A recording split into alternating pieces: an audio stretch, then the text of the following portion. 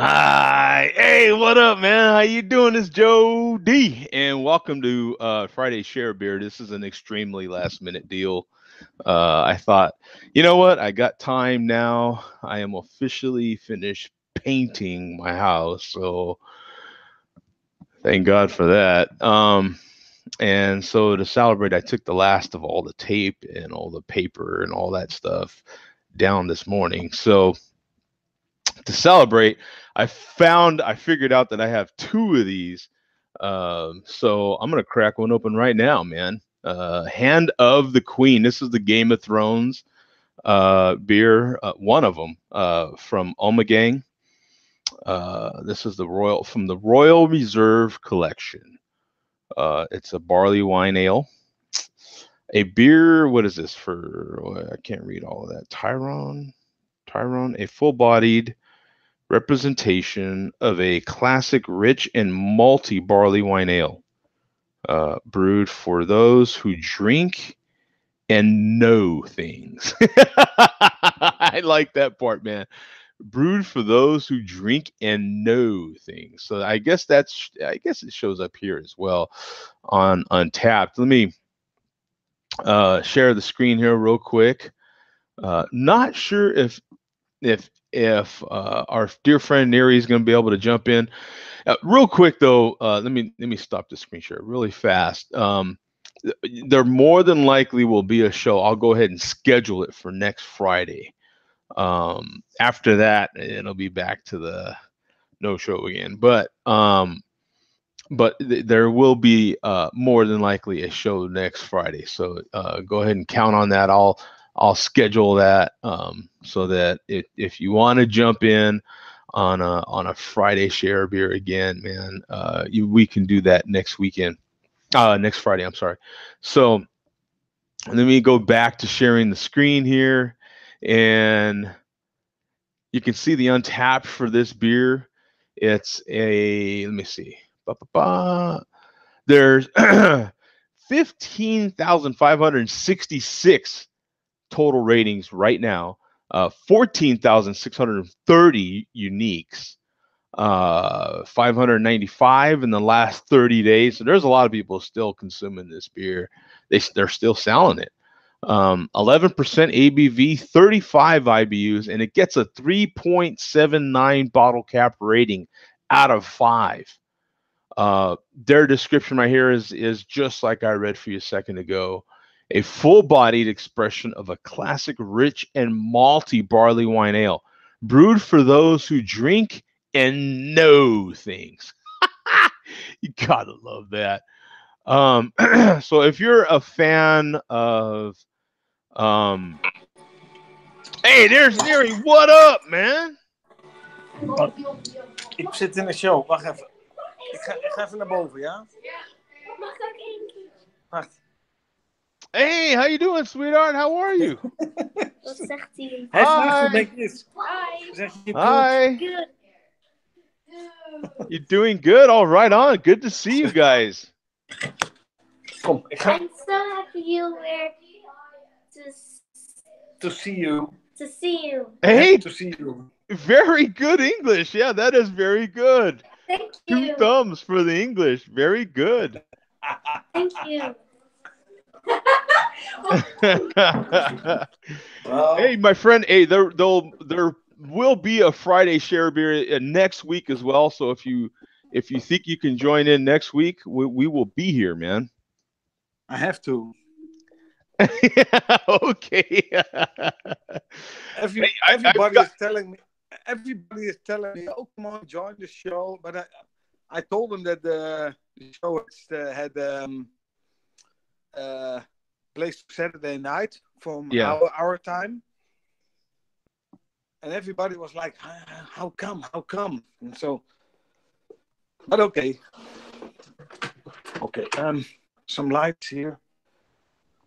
I just come back from running, so Also, you're ready for a beer. yeah, I had one already. So Oh yeah. So how far did you run, man? not that far. It's about 7 kilometers. So that's Oh, what is 7 kilometer is it it's what, like, I don't know, is that like 6 miles or something, or I don't know. I'm no, not real good with that. Let me see. I have to Google it actually. I'm not sure if it's 7. I have to, maybe there is some conversion tool or Yeah, there is real quick here. Let's see. It's 4.34 miles. So okay. basically 4.3 miles. Okay. So that's still a good little run, man. That's more than I did. I just I did finish painting the house. So this morning I heard it. I saw something on another show. Could that be or it could be, yeah, because I've been painting and it's taken me. I kind of have taken my time and stuff like that, but it's taken me since. Well, I kind of started last Thursday. If you include last Thursday for about just a few hours, I was kind of taking things apart as far as, taking the curtains off the wall, the you know. curtains off? Yeah, that's what you told in the show. If I'm right. Yeah, probably more than likely. Yeah. Oh man, it's good to see you, man. Hey, we got Craig in the chat. How you doing, brother? Yeah, he's our other friend across the pond there. So yeah, no, it is very good to see you, and then it's another reason why I started this show is I'm like, well, let me see if we can get Neri in here. You know what I'm saying? I had just finished. I had cleaned some records. See, you ran, and I cleaned some records. I mean, that's comparable, right? I mean, that's you got to be careful cleaning the records. Sure. Yeah. Yeah. Are you into vinyl, Neri? I've gotten into, Mark. Mark. He gave me this vinyl. He has this vinyl disease, right?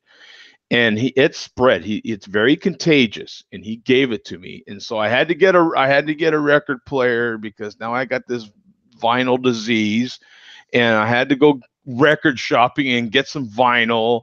And so then I had to clean the vinyl because you can't just put it on. You have to like clean it. And then you have to do this and you have to get fancy brushes and a fancy scale and all this stuff. It is pretty cool. It's a lot of fun, I had some vinyl a couple of years ago, but I don't have a record player anymore. Oh. So. Well, there's some fantastic. I believe it's a German-made record player from Project. Yeah. I believe they're a German-made record player, and there's some fantastic deals on. Heck, the online store that I bought mine from just 2 weeks ago, I think, maybe 3 weeks ago now. But the online store that I bought mine from has it like $50 cheaper than what I bought it for, and I got a good deal on it. So it's even a better deal. My record player.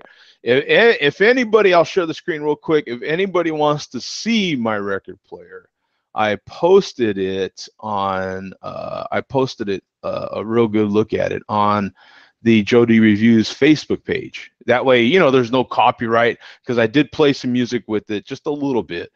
But you can go on there and there's a video of me playing a record this morning, actually. So,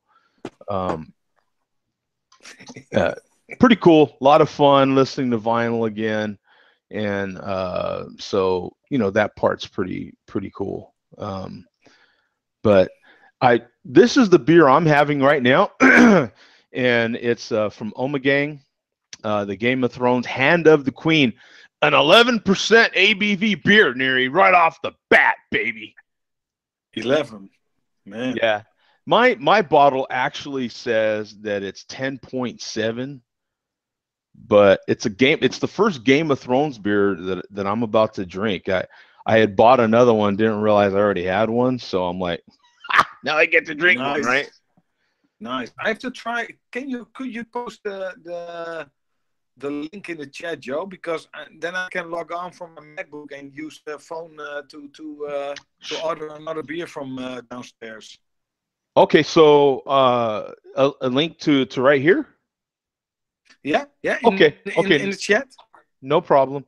There's a link in there already, but I'll post another one because sometimes I know they don't, you can't see them or whatever the case may be. So there's another link. Okay.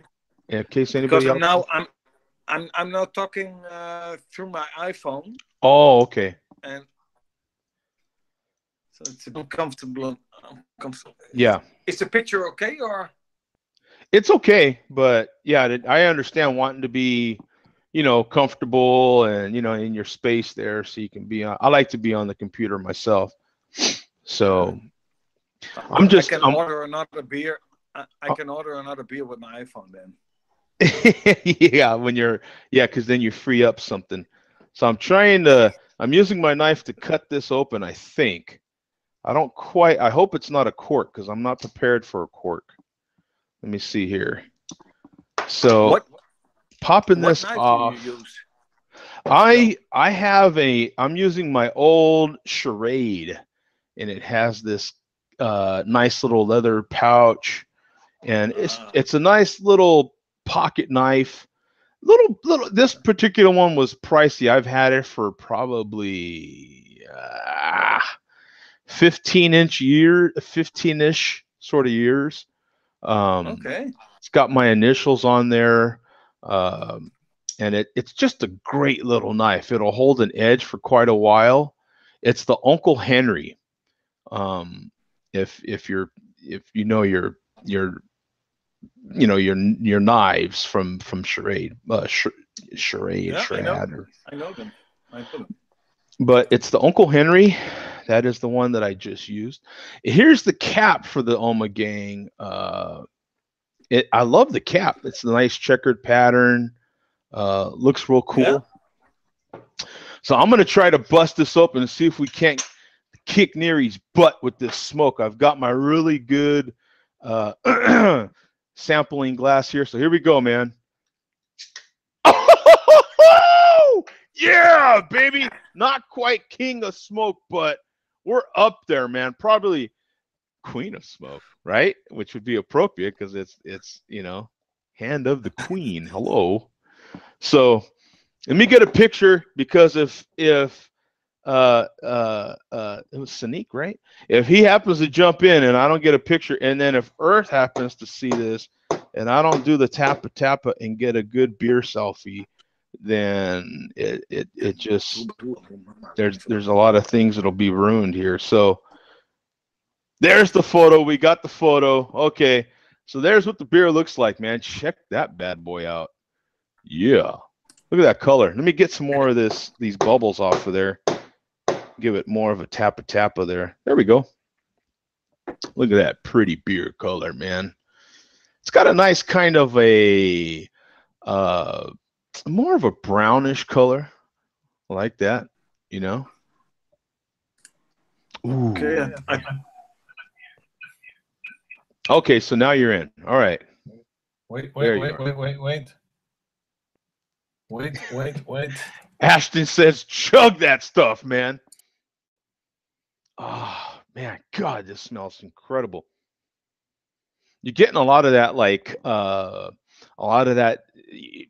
dried fruit smell, but more of like an apricot, though. More of like a dried apricot smell. Apricot. Come on. Am I back now, or? Yeah, I can see you. Can you hear me now, or? Yeah, I can see you and hear you. Okay. It's okay, man. You're on, brother. I can see and hear you, man. Oh no, way different than Guinness. He's asking if it's similar to Guinness. No. It's not. This is a different beer than Guinness. Guinness is a stout, and it's a real thin stout. Guinness is more roasty, more malty. This is a barley wine. This is way more. Matter of fact, this is like a little better than double the AB, more than double, because I think Guinness is what, 4.5, and this is practically 11%. My particular bottle says 10.7% ABV. And barley wines are just heavier bodied. Look at this thing is really, it weighs a ton. I'm giving a lot of effort just to give that little bit of sway in the glass. We have the same glass. We do. Look at that. Oh man, this is Neri, man. Is it good? Oh, this is fantastic. If you can get it, you can get your hands on this. And Mark was fortunate enough to go to Ommegang Brewery up there in upstate New York. So I don't. Oh, Zach's on there. He's so I've got Hand of the Queen. It's really smooth, man. You cannot taste the alcohol. It is still pretty chilled. I wouldn't put it up to my face because it's that chilled. It's not quite warmed up. So we'll see what we get once it's warmed up more. But that's the beauty of these beers is that as they warm up, you get more flavor, you get more things happening from them. But look at that beer, man. This is you can even see how it chilled the glass a little bit right there. It's still pretty chilled. So it does need to warm up. Beers like this, closer room temperature you get, the better off you are, really. But my goodness, that is smooth. Not real boozy. Hey, we got Coach in there too, man. What's up, brother? But yeah, there's no comparison to Guinness. This is barley wine, and this is barley wine done nice at that. So I like the color. The color is nice. It's a light brownish or kind of just you know, a real amber sort of tone. But it's definitely heavy bodied. It's not, you know, I'd be interested in. I'm a little bit in the dark here. Am I? Zach says, getting some hand from the Queen, huh, Joe? Good start to the day. And I didn't. Someone's always got my back out there because now that you think about it, yeah, this is some. This Queen's got some good hand, let me tell you. You all right, Neri? Oh, look at that! Yeah. I love her shirt. What does it say? I love what? I love unicorns. Oh, unicorns! All right, yeah. I don't mind unicorns. I was a bit in the dark here, so she got me this lamp. Oh, well, nice work light and a beer. Oh man, you're a wonderful daughter. Yeah, let's show this. Nice. I can't quite see it. It's a little. It's something everybody knows. The Troubadour. Oh, the Troubadour. Yes. Have you've bought more, obviously? Yeah. Did you get a good deal on it? Not really, but next weekend I have this run, so gotta take it slow. Ah, okay. I stick to the Troubadour in the weekends, only in the weekends. So, and it is weekend now, so. Yeah, exactly. So it's that's good though, man. That you run. You know what? I really, in all honesty, I wish I could run. I watch people. I can run maybe on a treadmill, but my shins just cannot stand it. Honestly, so I watch people run, and I'm like, God, they look so beautiful running. You know what I'm saying? I just can't. I just cannot handle it. So I walk, you know what I'm saying? I'll do a real fast walk, but I can't. I have my whole life not been able to take too much running. In my younger days, I used to run pretty quick too. I wasn't like the fastest one all the time, but you know, I could run, but man, my shins would just get punished. Yeah. Yeah, the problem is I still don't really like running. Oh. I do this. I'm running now for 3 or 4 years, and everybody is telling me, okay, did you get the, how do they call it? Runner's high?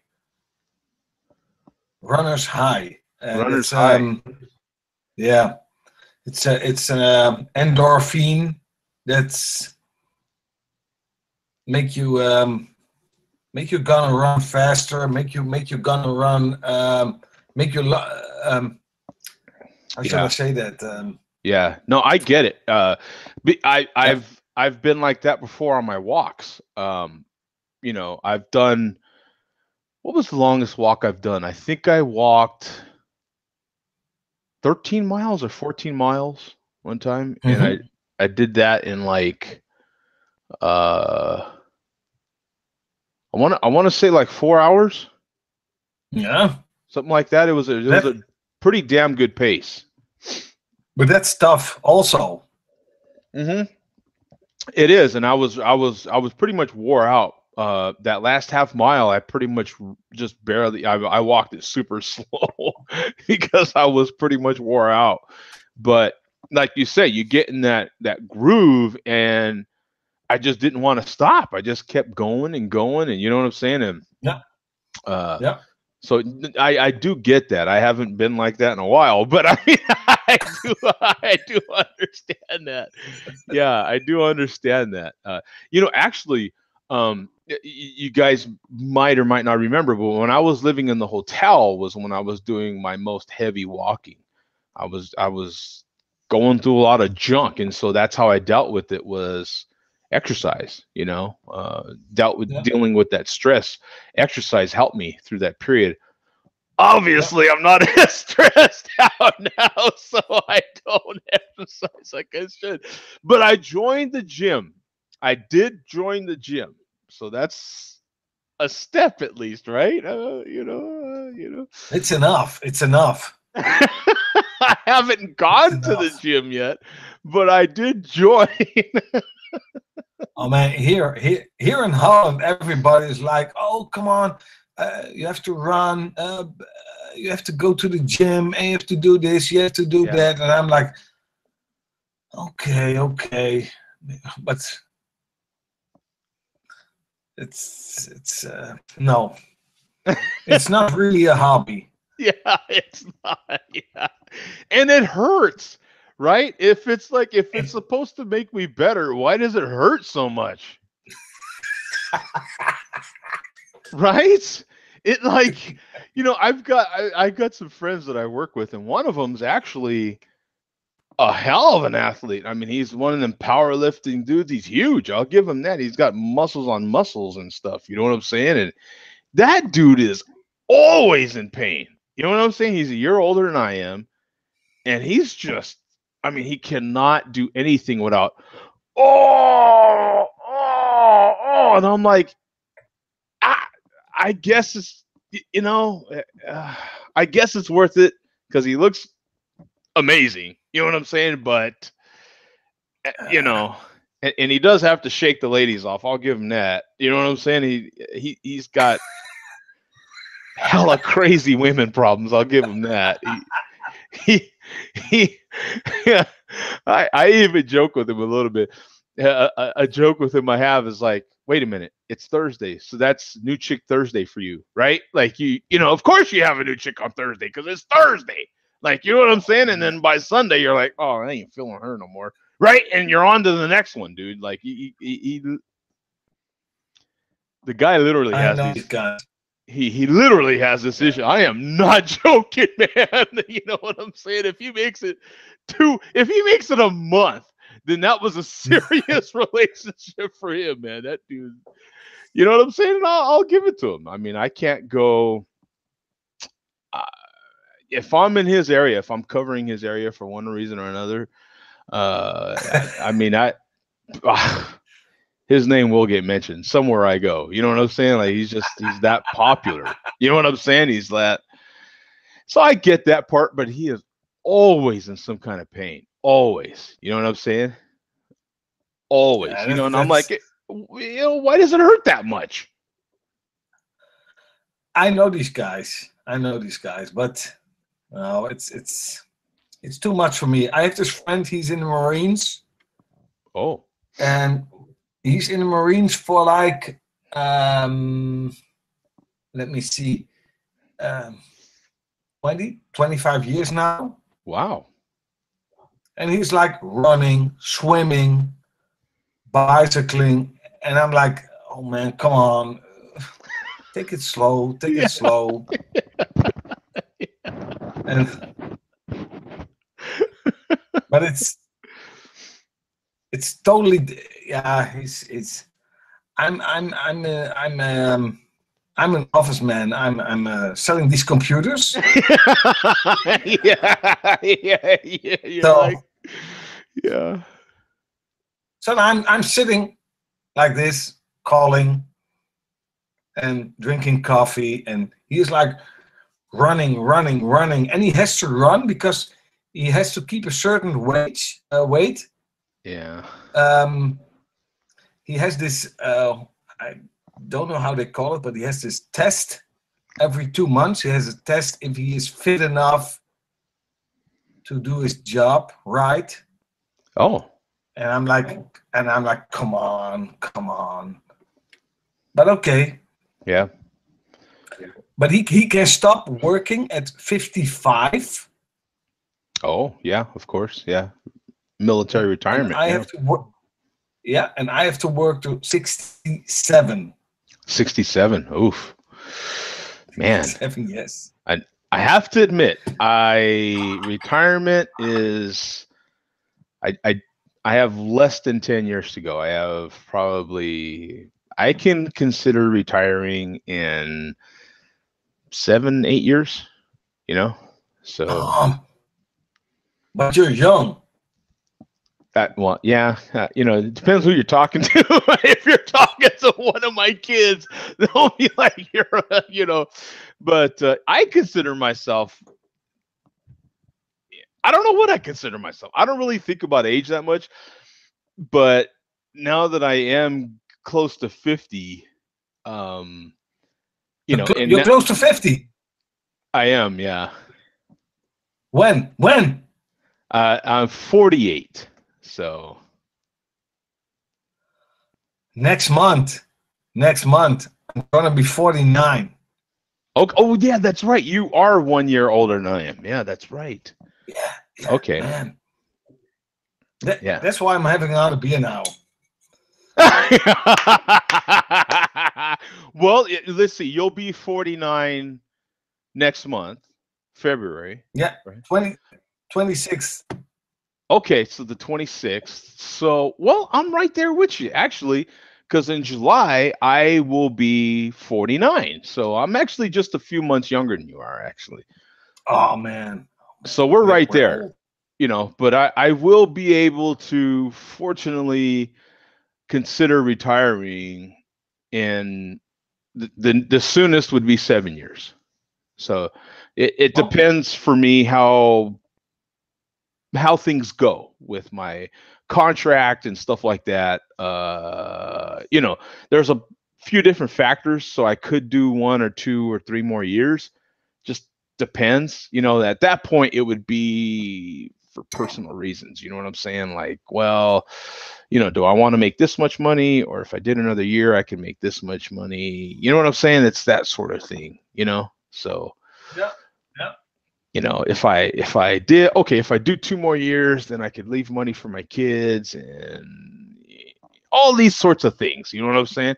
I have military options for my military service as well. So there'll be a whole bunch of things happening in about a 5-year period. You have to, but it is, you're not young when you can even mention the R word, right? When you can even mention it, you're like, all right, I ain't no spring chicken. You know what I'm saying, right?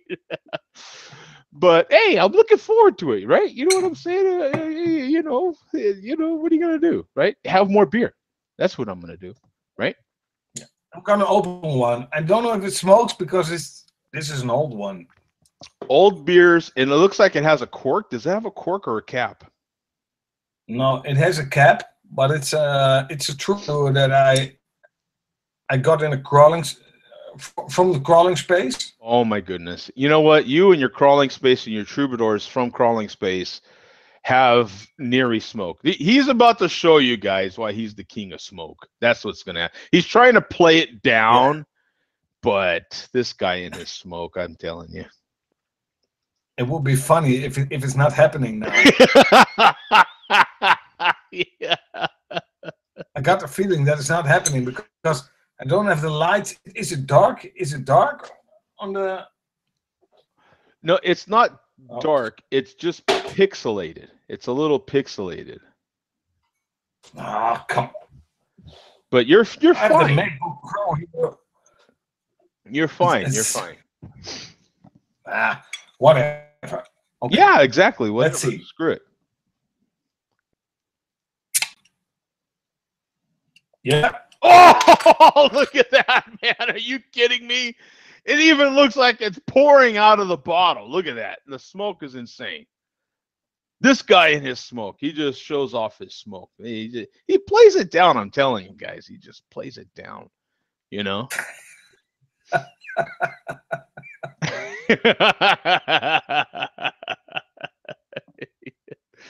Oh man, I like the Troubadour so much. Last couple of months I only drink this Troubadour because I didn't have the time to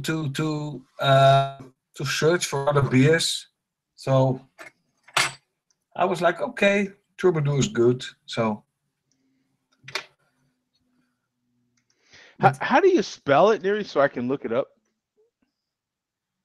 Troubadour. Troubadour, Troubadour.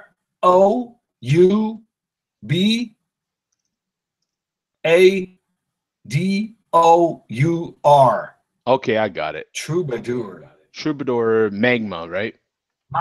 Magma. Yes, the Magma. Yes, I've got it now. I just want to. I couldn't.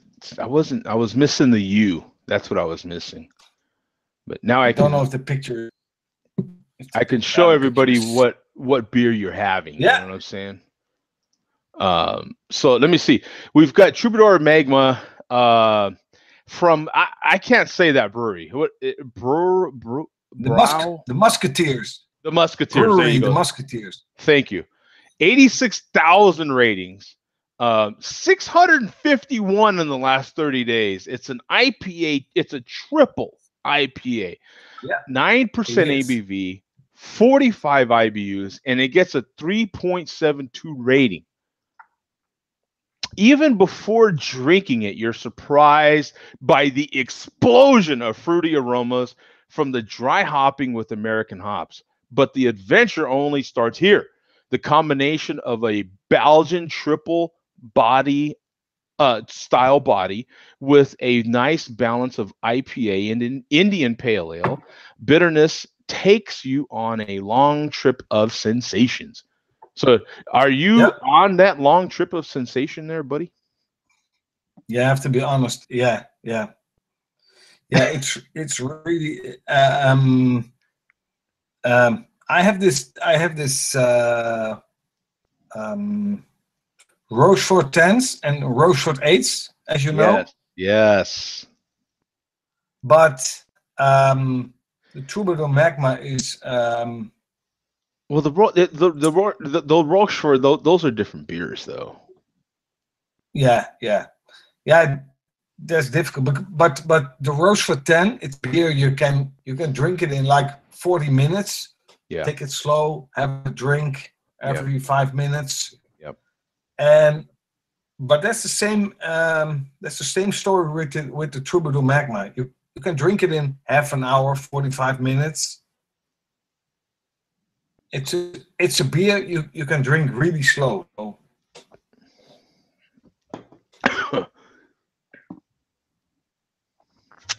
Yeah, this one's gone.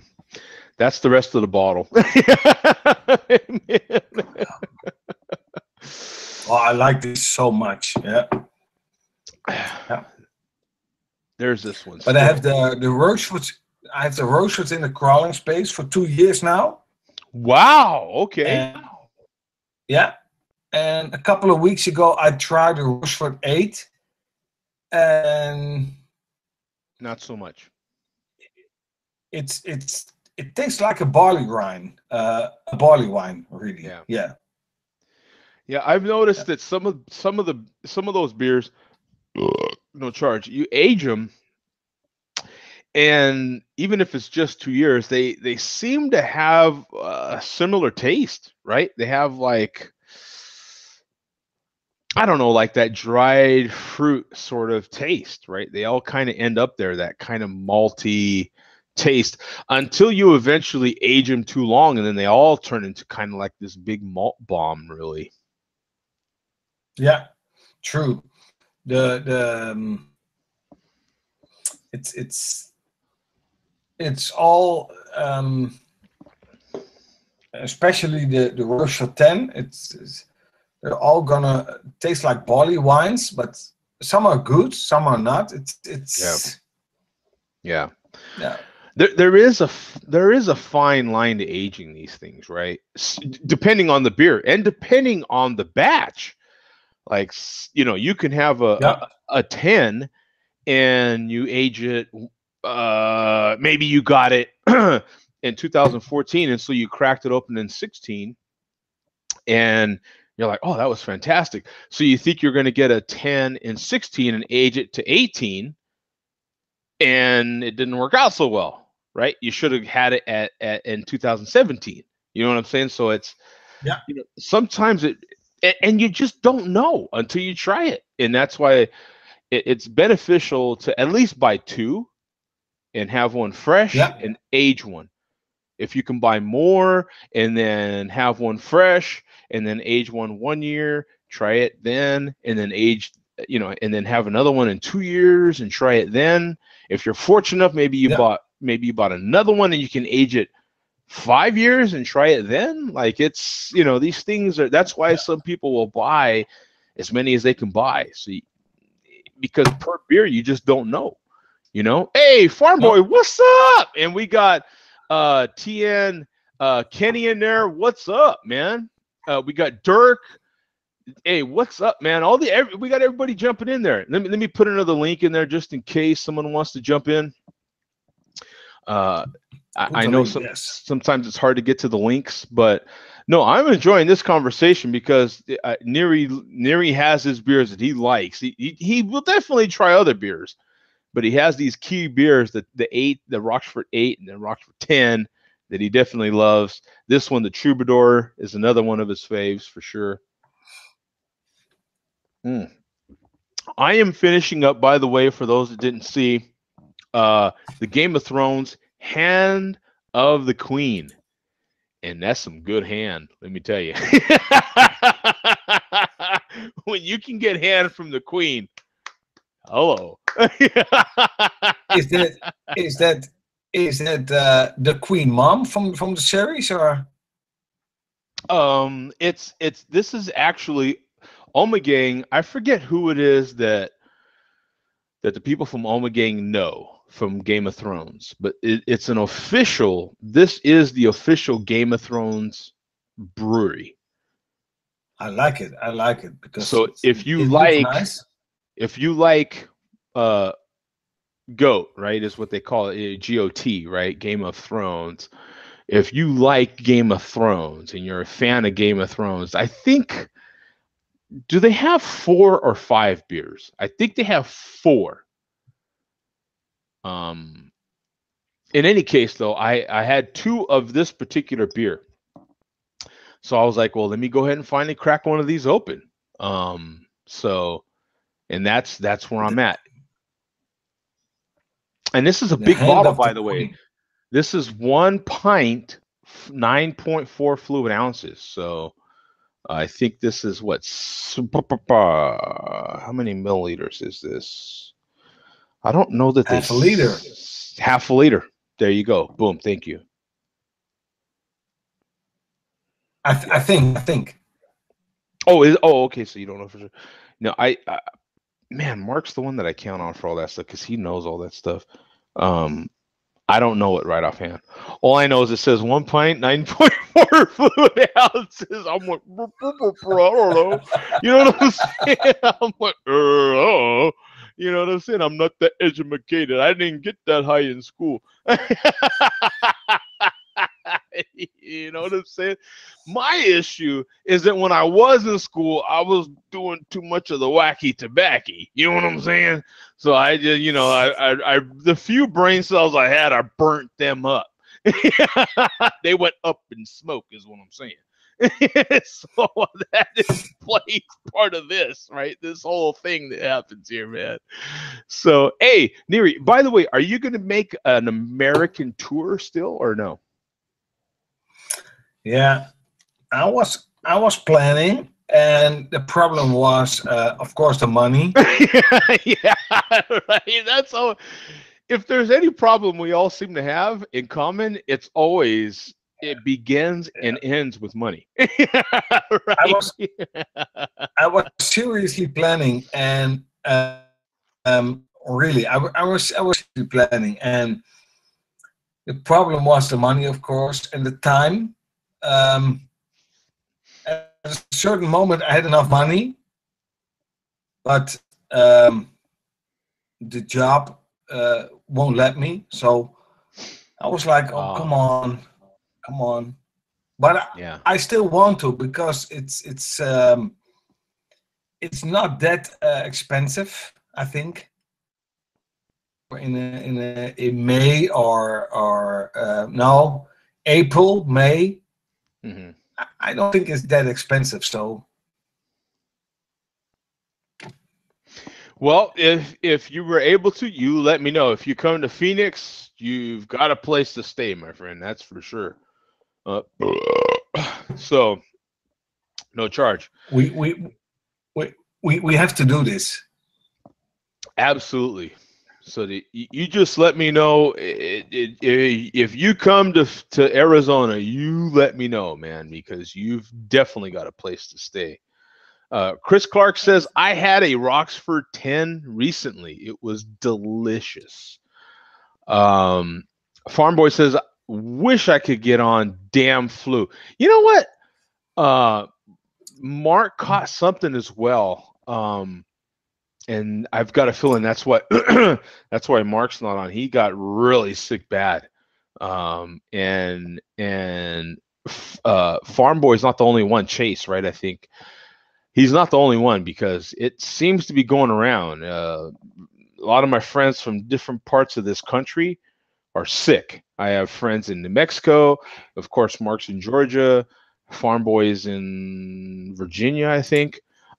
So all over the country, people seem to have caught this. You know what I'm saying? Yeah, he says he's been sick for 2 weeks. And you know what? I've got another friend in New Mexico that's been sick for well over a week, and I'm shocked by it, actually, because I'm like, what? You know what I'm saying? But yeah, it's a bad one, man. It's a bad one. So yeah, and that's why I stay away from people. You know what I'm saying? I prefer to stay in touch with you online. You know, that's why this works, because we can stay in touch, and yet I'm not catching your flu. The last time I checked, I can't catch the flu via Google. Now maybe that's next. I don't know. Maybe our kids will get sick from Google. You know what I'm saying? Maybe there will be something, I don't know. But wow, he says, yeah, man, been taking amoxicillin and steroids, just now able to taste and smell some. And he put LOL, but I know that's a very sarcastic LOL, man. When you're feeling that kind of sick, it's not fun, man. It's not, and that's the thing. His next sentence is the key. That K word. It's the K word, right, Neri? It's the K word. When you have kids, you're sick. That's it. Boom. Kids are little virus bombs. They're little sick bombs, right? They like spread. They are. Right? They are. I have 3 of them. Yeah, I knew he would know. I knew Neri would know, man, for sure. That's the way it goes, man. They go to school and they mingle with each other, and they're just like, "Oh yeah, I've got this little thing. What do you got? Oh, I got this little thing. I'll take it home to my parents and get them real nice and sick." And that's what I do, and that's their job. That's kids' job, right? And that's part of being a parent as well. Is that's the joy of parenting, right? You know? Those kids are coming home, Yep. and it was like on a Friday night, oh, Dad, my throat hurts. And Saturday morning, my throat hurts. So, I feel my throat hurting as we're speaking, and I'm not even around you. I think it's like sympathy. So, but it's the good thing about that is that as soon as the show ends, that will go away. You know what I'm saying? oh man. You know, man. the great thing about being a parent, Neri, is that you will eventually be a grandparent, and your children will be parents, and it's wonderful because they're the ones getting sick, and you're like, you know what? Keep those babies to yourself. When they heal up, then bring them over. I will enjoy them again, right? You know, but while they're sick, you keep them all to yourself. That's the joy of being a grandparent. It's one removed, so you can kind of parent as you want. It's fantastic. And while your kids are sick, you're like, "Oh, are you sick? That sucks."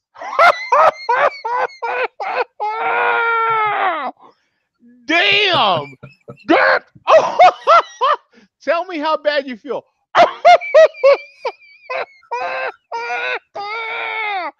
That's the joys of being a grandparent. I'm just giving you the future right now. It's fantastic. I love teasing my daughter. I love it. Whenever she's having one of those meltdown days, and she'll message me or something, you know, "Dad, I'm having blah, blah, blah, and the kids are blah, blah, blah, and they're this and that, and they're screaming and they won't stop." And I'm like, "Tell me more." You know what I'm saying? That's the fantastic thing about being a grandparent. You're like, "Oh yeah. Yeah, I'll be there to visit in a while. Make sure they're all pretty and great." And you know what I'm saying? It's fantastic. It's awesome. It's great. Yeah. They're all happy to see you. "Oh, Grandpa. Oh, da, da, da, da." You know what I'm saying? Yeah. Oh, yeah. You're the savior. You're saving them from the evil mother. You know what I'm saying? In my case, because I have girls. But yeah, it's it's fantastic. It's great. It's great. You know what I'm saying? So you have that to look forward to. He's like, "You're getting payback." Yeah, you're right. Yeah, it is. It's fantastic because whenever my grandkids do something to their mother, and that's the way I refer to it, their mother, because I don't know that woman. That I would hate to be my grandkids because, oh my God, my daughter is tough. You know what? She is one strict mom. Wow. You know what I'm saying? I'm like, "Where did you get that from?" You know what I'm saying? But yeah, she is tough. And I'm like, I was just down there, you know what I'm saying, a week ago. I was just down there for quite a few days.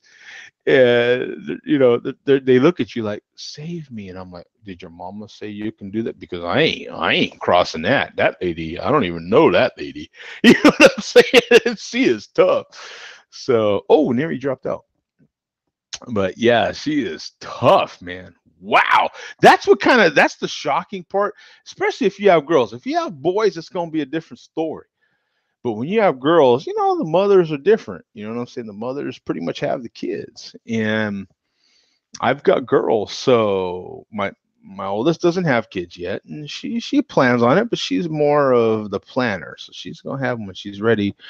My youngest has the kids, and boy, she is a strict mom. That's the shocker of it. You're like, "Who's that lady?" I was like, wow.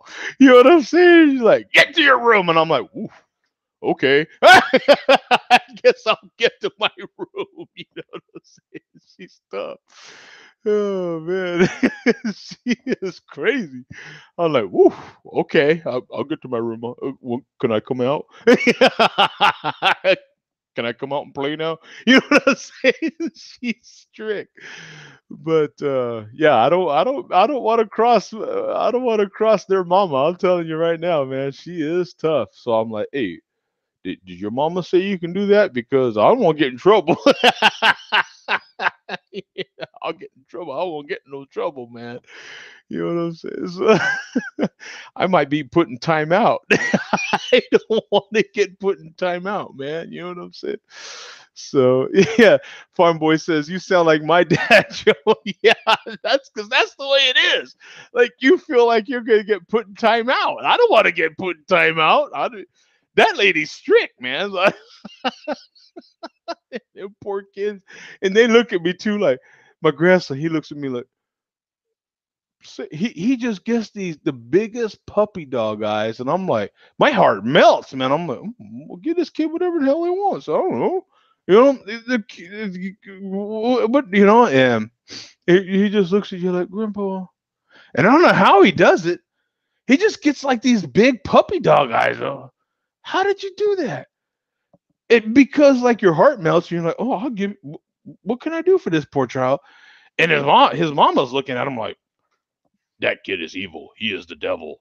Brr. And so I'm like, okay, you know what I'm saying? I just get out of the way.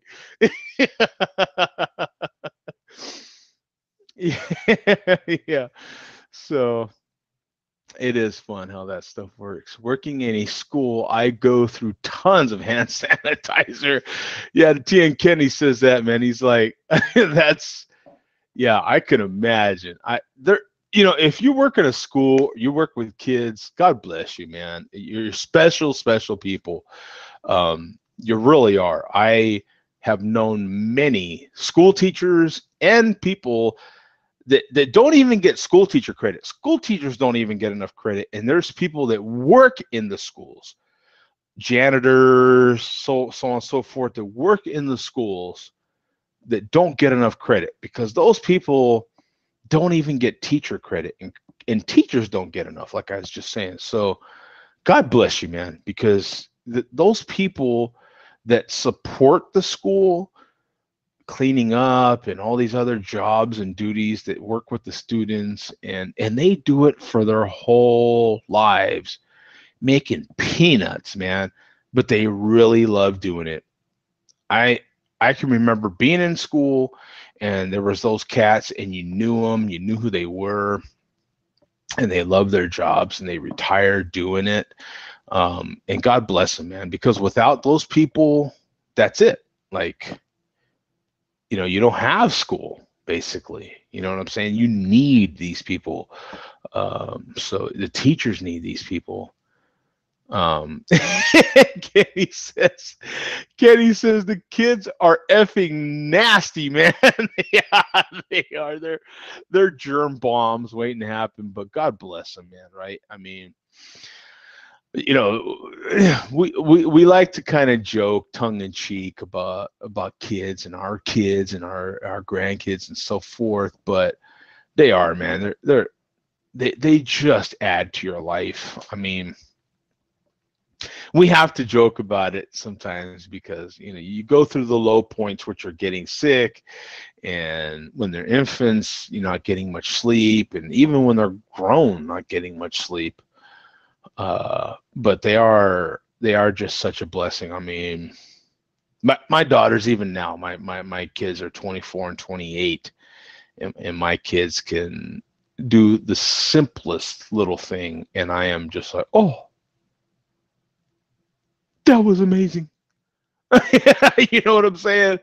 They still just, even at their ages, and they don't even realize it,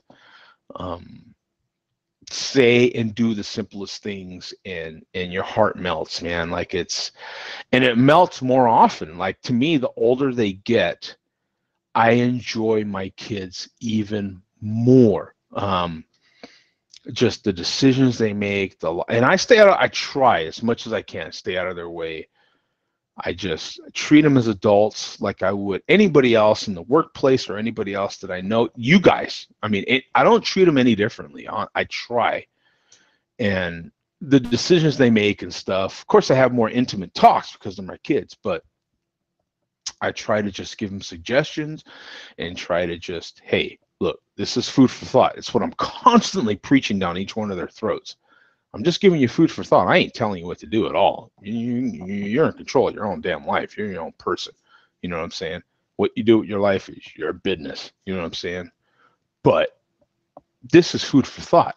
I feel like at my job at my age and their age is just to feed their mind with ideas. Here's another idea. Here's another way of thinking about your current situation, or what could be your future situation. Like, here's another way of thinking about it.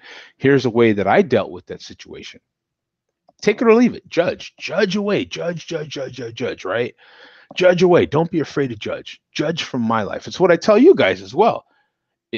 Judge. Go ahead. That's natural. It's human nature. Judge. You know what I'm saying?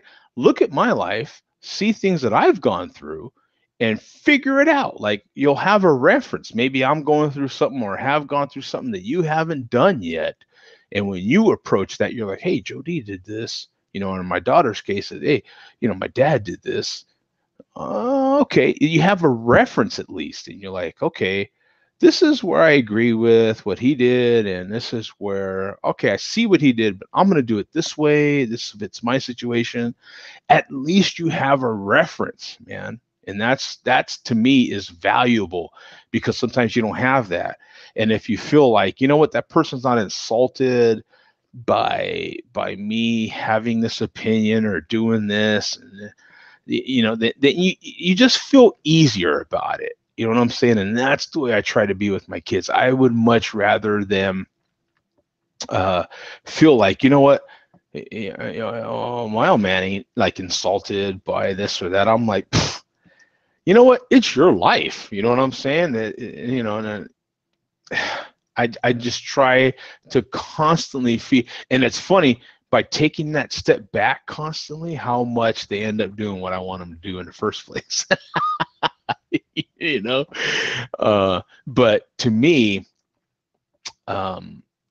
it's kind of a good way to do things, a good way to help you guys. You guys help me in turn that way. And if I can be of any reference to somebody out there, whether it be my kids or not, just if we can help each other as human beings, learn from each other's lives. And you guys have seen me go through all kinds of junk. Maybe I didn't let you in on all the nitty-gritty details, but the basics of it, you could kind of see. I lived in a hotel for 2 years. That sucked. The way I dealt with it, I just talked about it right now online, was exercise. I exercised a lot in those days. You know, I'm not exercising as much, but I still kind of keep up. I still will go for walks and stuff, just not as diligently as I was then. But that was one way to deal with all that stress. Was, you know, you have to get it out of your system somehow and release that stress. And that's the way I did it, was to just exercise constantly. Anytime I started getting a little too wound up, I just exercise. I would go for these walks, man. And it was pretty cool. Oh, Neri says his Wi-Fi broke down. No problem, man. Not a problem.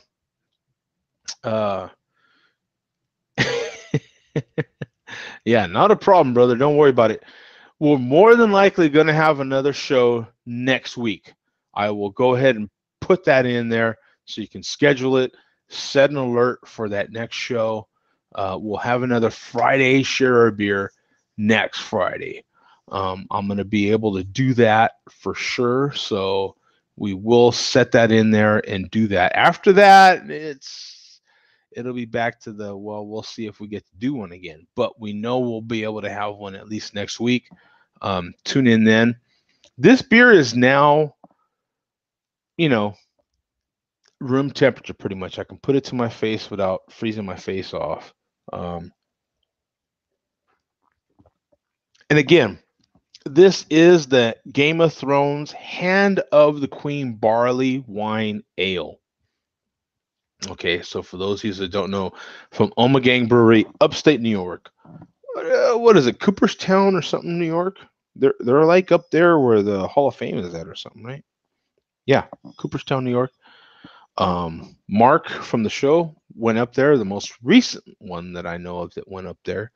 You can see that this beer is, I love this glass, by the way. This glass just lets you really, really sample, really show off the beer quite a bit. Just love it. Neri had the same glass during his sampling as well.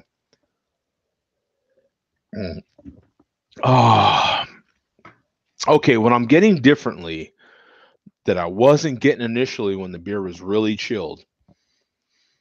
And mind you, once you start sampling enough beer, you can kind of gauge the temperature of that beer as you're sampling it. So I would guess that my first sample was close to the upper 40s, lower 40s, I'm sorry, close to the lower 40s, probably 40 to 43-ish when I first started sampling it, Fahrenheit.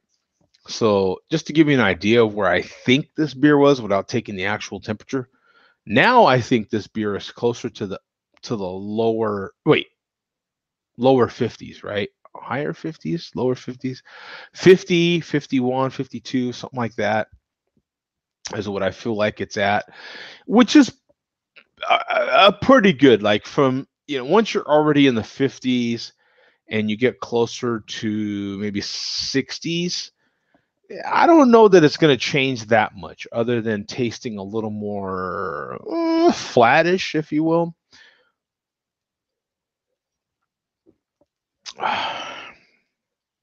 I don't know that the temperature changes. I was saying it right. That the temperature changes the flavor as much between 50 and let's say 65. I don't know that you're getting that much more flavor as you would from 40 to 50-ish. To 40 to 55 is a huge difference in flavor as far as your palate is concerned.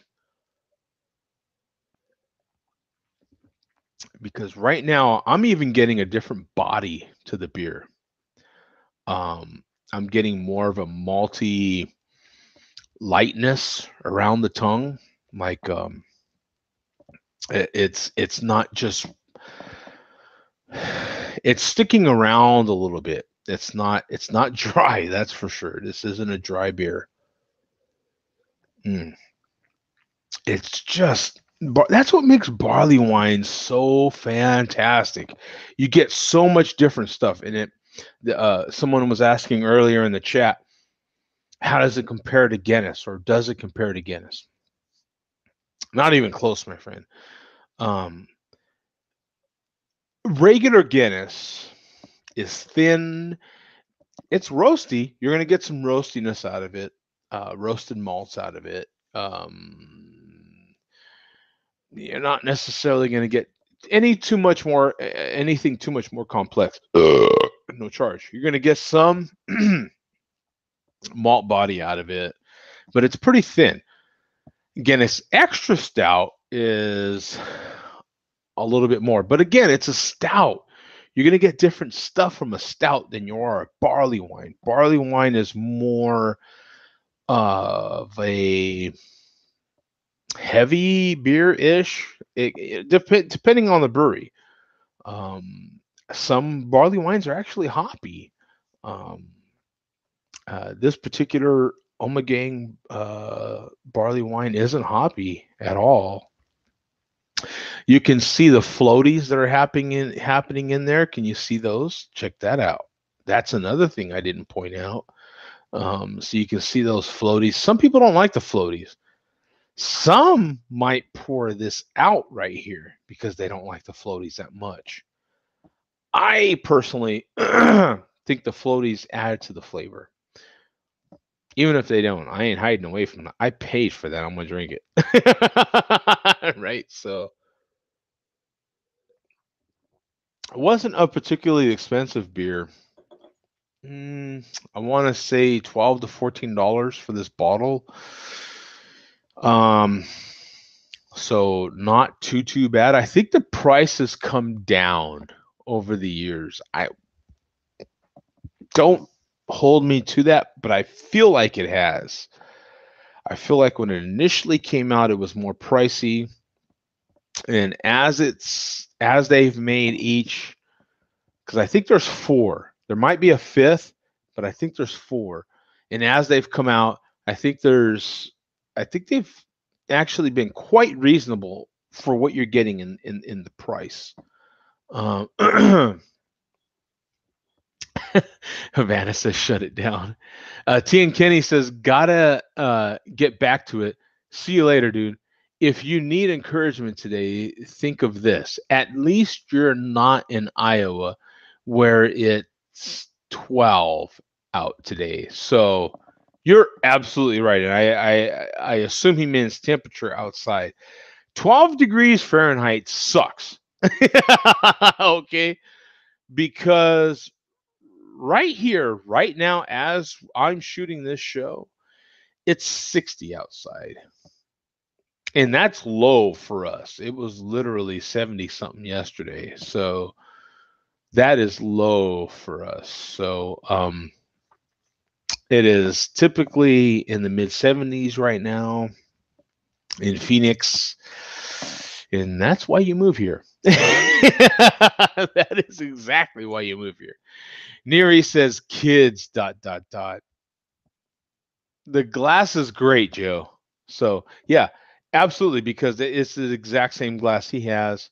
It's a great sampling glass. It really is for those special beers that you have, and you really want to get a good, not just a sample. You don't just want to taste the beer, but you also want to be able to show it off. It will show off the body really well because you can give it a good swirl, and so on and so forth. Hey, Zach, what up, man? What's going on? How are you? I am doing well, my friend. How are you? There's the cap Oh, again. Somebody couldn't see it. another Friday.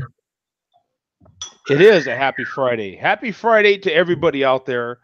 Fridays are typically happy because it'll be 5 o'clock sooner or later, and you can get off work and enjoy some beers for at least a few days, right? Yeah, you hope so. You hope so. In Zach's case, Zach owns the brewery that you're about to go to.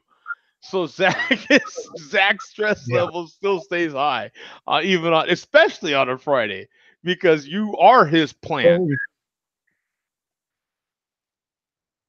Every day of the week, that's for sure. Every day of the week. Zach, I have here a beer from a local brewery, Santan Brewery here in Arizona. I'm sure you're familiar with, you specifically. Juicy Jack. It's their Juicy Hazy IPA. Is it pretty good? Yeah, my cousin got married there.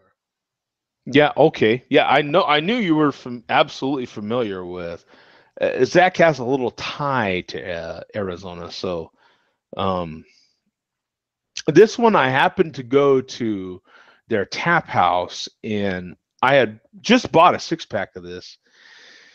And then I happened to realize that their tap house was down the street from the beer store I bought it at, and I was like, let's go down there and check it out. So I had it fresh off the tap. And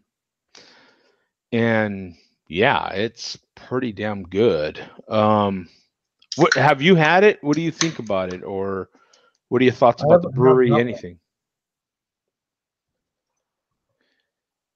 This is a pretty new release. As a matter of fact, I don't know, what do you call the person that's pouring beer? And we've asked this question before.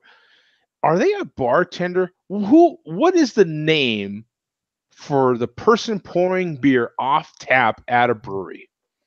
Is it a bartender, or are they a different name? I would just say beer tender. Beer tender. Okay, good. I'll take that. I'll accept that. So pain in the ass. Yeah, because to him they're another employee. Um, but Oh, beer tender, I can't. Okay, I like that. I'll go with that. The beer tender that was at Santan Tap House, and here's a Tappa Tappa. So here is Santan out of Tempe, Arizona, not out of Phoenix, out of Tempe, Arizona, but in the Phoenix area. Giving another Tappa Tappa to get rid of that little, yeah. And look at the color in that, what they consider hazy IPA. that And looks pretty good. it looks damn good. And they don't consider it a West Coast IPA. They consider it an NE IPA. So they do consider it a New England IPA. I had this deep discussion with the beer tender at Santan Tap House. Now, not the official brewery, but the tap house. I Because want there's so much tropical fruit in New England, to. When you think New England, you think mango, don't you? Oh, yeah, definitely. I do. You think pineapple, of course. You think all these sorts of tropical flavors. I know I do. I still don't get the beer. It just But doesn't. I'm fine with the style of, oh, maybe it's hazy, maybe it's super hoppy or whatever, but the flavors don't match the area at all. right, they don't. But I guess the New England area was the first to do it, so Mhm. they get the claim to it. Yeah, and actually, in all fairness, it's all hops anyway. So Well, and I had another brewery owner and I were having a discussion earlier this week that is it really an IPA? oh, Because so many of these like new brutes and the hazies yeah, are just like, especially the brutes, they're like almost like a pilsner, they're really but dry. they don't have the bittering units because it's not bitter; it's just aromatic and hop forward. hmm So that's a pretty interesting question because okay, so I think you would have to first define what is an IPA. It does an IPA have to be bitter? You know what I'm saying? Like I think we would have to define in our minds what is an IPA first. And if it's Yeah, bitter, how that's a whole bitter mess. it's a mess. You start asking that question. Is a hazy IPA an IPA? Uh, Now we're getting into mixed territory here. Now we're getting into a mess. We're kind of stepping off into the mud a little bit, aren't we? You know what I'm But saying? if it's gonna be its own style, I mean, now that it has style guidelines and this and that, Okay, it so has to be fine. give me the style guidelines. What are the style guidelines for a hazy I don't IPA? know. I'd have to look it up. I know they added it to the beer fest though. So there's specific guidelines for it. Is it specifically for an NE IPA or is it just hazy IPA? No, they have their own category now. Wow. Trying to find it. Let's see. So it's become that big of a style. Yeah. Let's see. Now in the chat, I've got Neri saying Stone Brewers have a plant in Berlin. How great is that? That is great. That's fantastic. And he also says fantastic-ish color on the beer that I just poured. Head coach says typical IPA equals more hops / bitter and higher ABV. So this is what the Brewers Association says. It says color is straw to deep gold.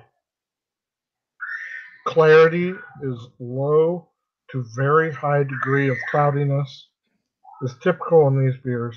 Starch, yeast, hops, protein, and or other compounds contribute to a wide range of hazy appearance, which within this category. Let's see, malt aroma and flavor is low to medium low. Hop aroma and flavor is medium high to very high, and flavor is present with attributes of typical hops from any origin. So they're not saying it has to be tropical. Bitterness, medium low to medium. Fermentation characteristics, low to medium fruity ester, and flavor may be present, but are usually overwhelmed by hop fruitiness. Body should be medium low to medium high. Silky mouthfeel. Yeah. And that's kind of the official definition for hazy IPAs, right? That's what it says. And it says bitterness should be 50 to 70 IBUs with a ABV of looks like 5 to 7.5%. Anyway, Well, you have to pardon me. I'm gonna have to go recycle some beer. I'll be back.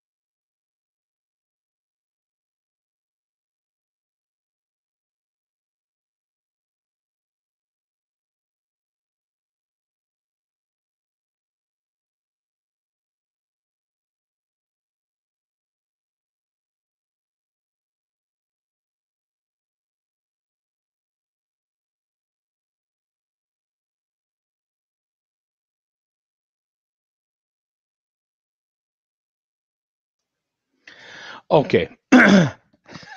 So, thank you, guys. Now we have the Modstrabator. I'm moderating the comments. Thank you very much. I appreciate it. I did have to. My problem is I had tons of coffee, which is another beverage enjoyment that I have. And you know what? Almost since I started reviewing beer, I have wanted to review coffee, and I have never quite figured out how to review coffee. I finally do have a nice, really good coffee, a glass coffee mug that could show off the color of the coffee, because I get coffees. I get some, I spend a pretty good amount of money on coffee from all over the world. I don't have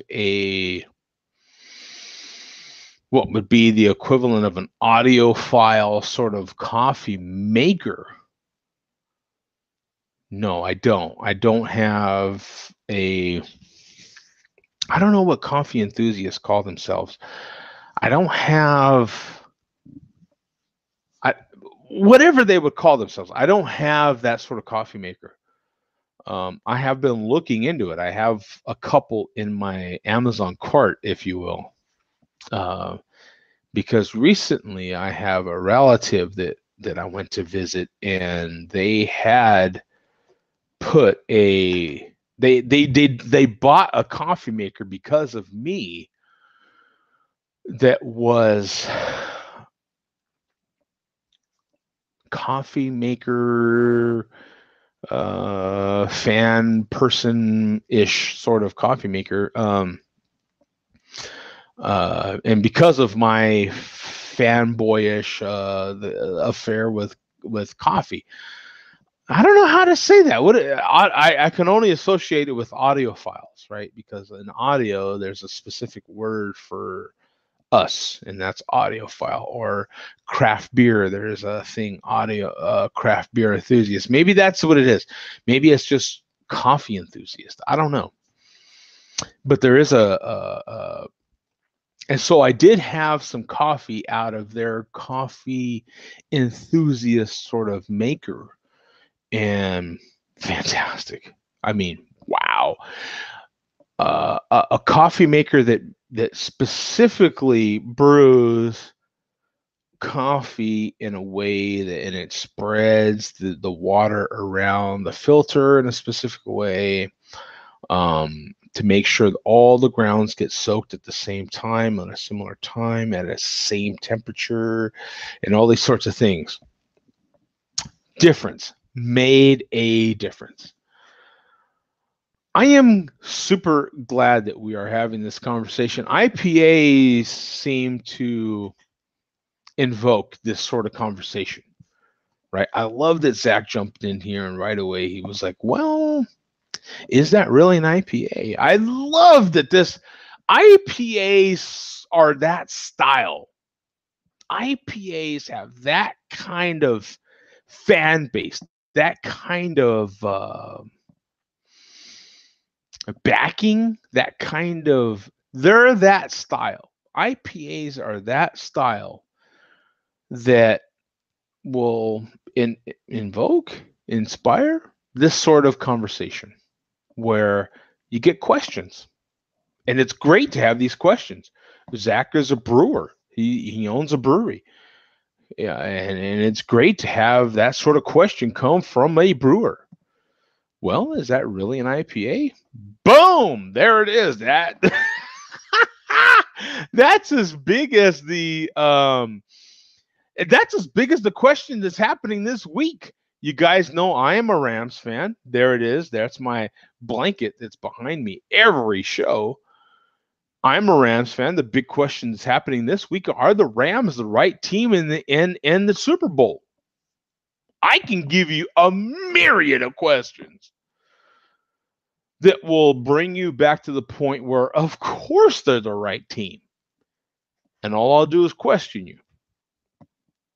All I'll do is ask a series of questions. I'll ask questions back to you. You're going to ask me a question. I'll answer that question with a series of questions. Because to me, in my opinion, of course the Rams are the right team. The Rams were the better team that day. Last Sunday, the Rams were the better team, period. Suck it, New Orleans. You know what? I have been a Rams fan my whole life. In New Orleans, I go back to hating the Saints when the Rams and the Saints were a rival. A lot of you don't remember that. A lot of you recent Saints fans don't remember that. A lot of you recent Rams fans don't remember that. But you'll meet Rams fans that are my age that still hate the Saints. I have always hated the Saints, will continue to always hate the Saints, because cats that are my age remember when we were in the same division, when the New Orleans Aints were a rival. And when the Rams had a lot of decent seasons, but didn't quite get there. So, boom, suck it. Coach says Rams will win the Super Bowl. I have all the confidence in the world that the Rams will win the Super Bowl. I can give you a rundown on how they'll win it. Boom, by answering some questions. In any case, it is why I love Zach being on here. One of the reasons, right, is because he will ask a question like that will make you think.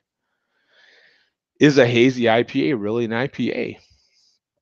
He went down and read the definition of hazy IPA from the Brewers Association or from somebody on that sort of high level. In other words, on the level when you're entering a brewing contest, they have an actual entry for that style. Once, in order to have a style, they need to have a definition for that style. So hazy IPA is officially a style. Boom. This beer that I have in my glass, which looks phenomenal, by the way, hello, look at that, which is done by Tempe, Arizona Brewing, Santan. Absolutely phenomenal. I have now had it out of the can and on tap. Definitely prefer it on tap.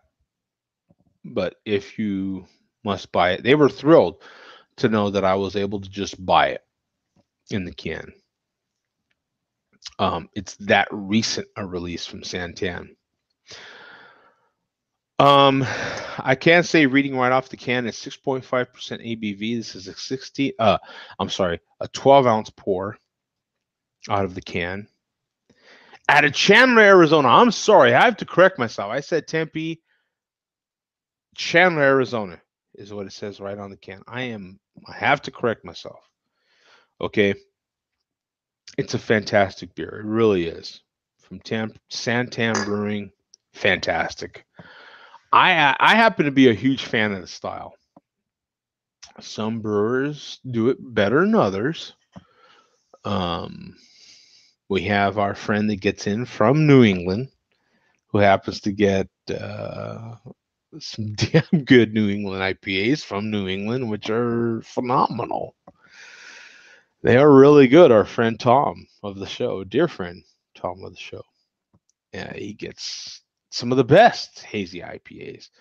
We have our friend Earth that gets in and has some of the best West Coast style IPAs. I've had some of the best West Coast style IPAs. They're fantastic. That whole hazy IPA style is one that is my favorite. I don't argue. I'm not going to argue with you that these are not IPAs, but the question was, are these IPAs? And that makes you take a step back. You're like, okay, are they? You know, let's define what is a hazy IPA. What is an IPA? Great questions. I love the question. It sparks conversation, which is something that we can have, and we do regularly on this show, 7 p.m. Eastern on Saturdays. Share Beer is Saturday, 7 p.m. Eastern. By the way, there will be a show tomorrow, 7 p.m. Eastern. I will post it. So go ahead and pencil that in. But just like the Rams will win the Super Bowl, I think this is an IPA. By the way, for all you Saints crybabies that are willing to even sue and all this stuff, look, the realities are these are professional football players that get paid millions of gazillions of dollars. Okay. If I'm not mistaken, with a minute and a half left or so ish, there was a penalty call, no doubt. I mean, it wasn't called. There was a no call. There was no doubt about it. Could have been called a few different ways. Okay, but on that same drive, there was some no calls that benefited the Saints, that even led to the point that you could get to that call. There were some no calls there. We're not talking about those no calls that were huge. What's up with that? That great pass from our quarterback, right? Goff, to Cooks. Hello. Face mask wasn't called. No uproar over that. Why not? Why not? Why not a call on that one? Hello. That benefited the Saints. Come on. That would have put us right there. We could have had our boy, that we got from where did he come from? Carolina. Boom. We could have had him run it in from right there, the yardage we would have got from that penalty. But no, that was a no call. How far do you want to go with this, Saints fans? You know what I'm saying? If I'm not mistaken, the game was tied 20-20 at that no call.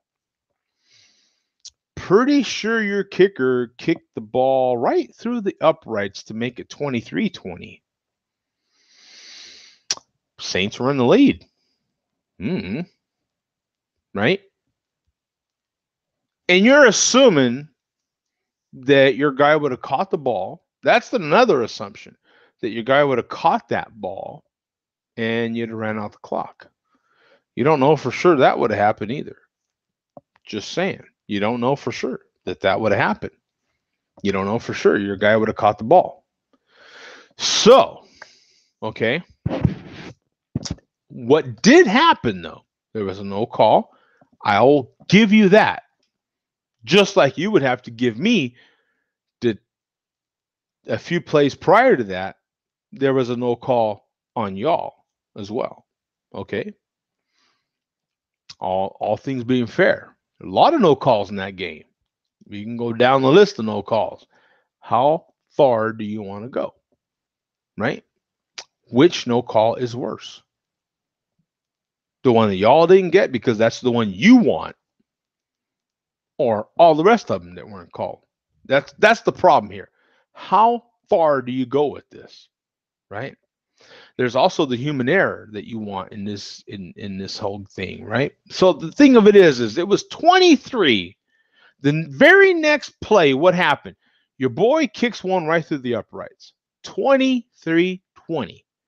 I think there was 60 seconds or so left. A little bit more than 60 seconds left in that ball game. Your defense comes on the field.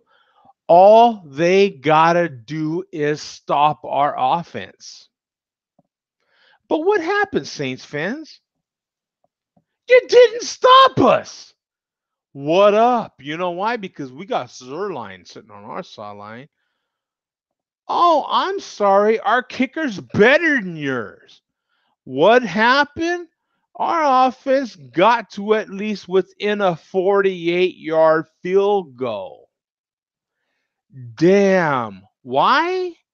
Not because we had our guy come out and run that kickback so far. No, because we got crappy yardage off of that.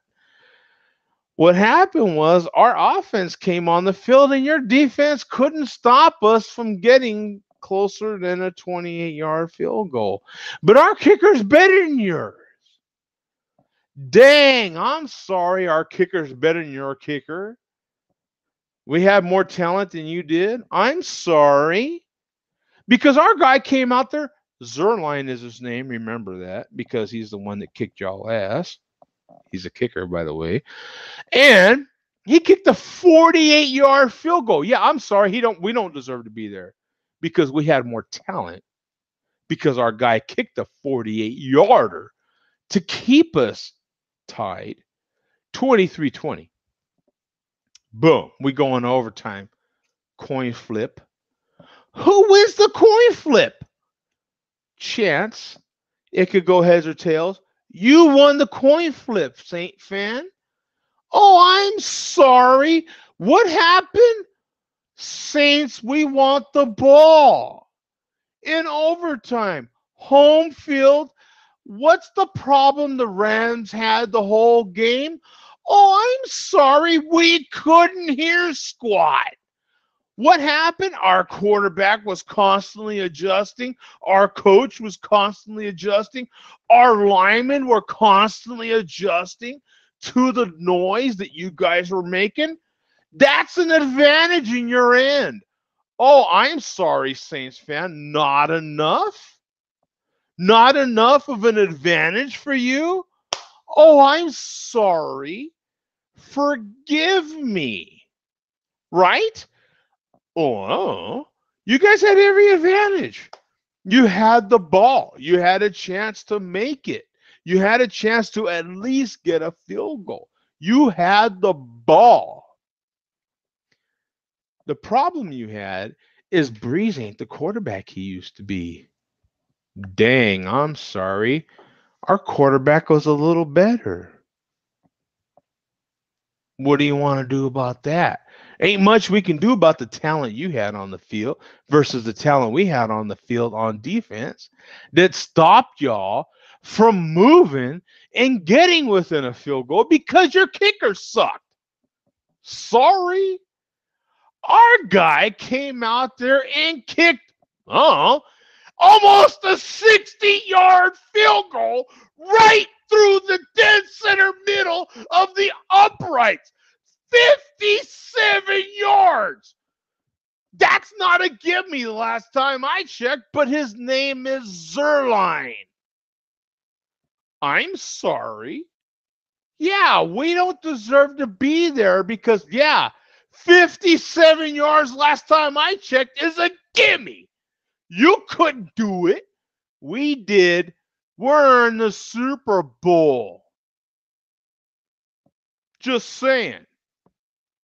Suck it, Saints fans.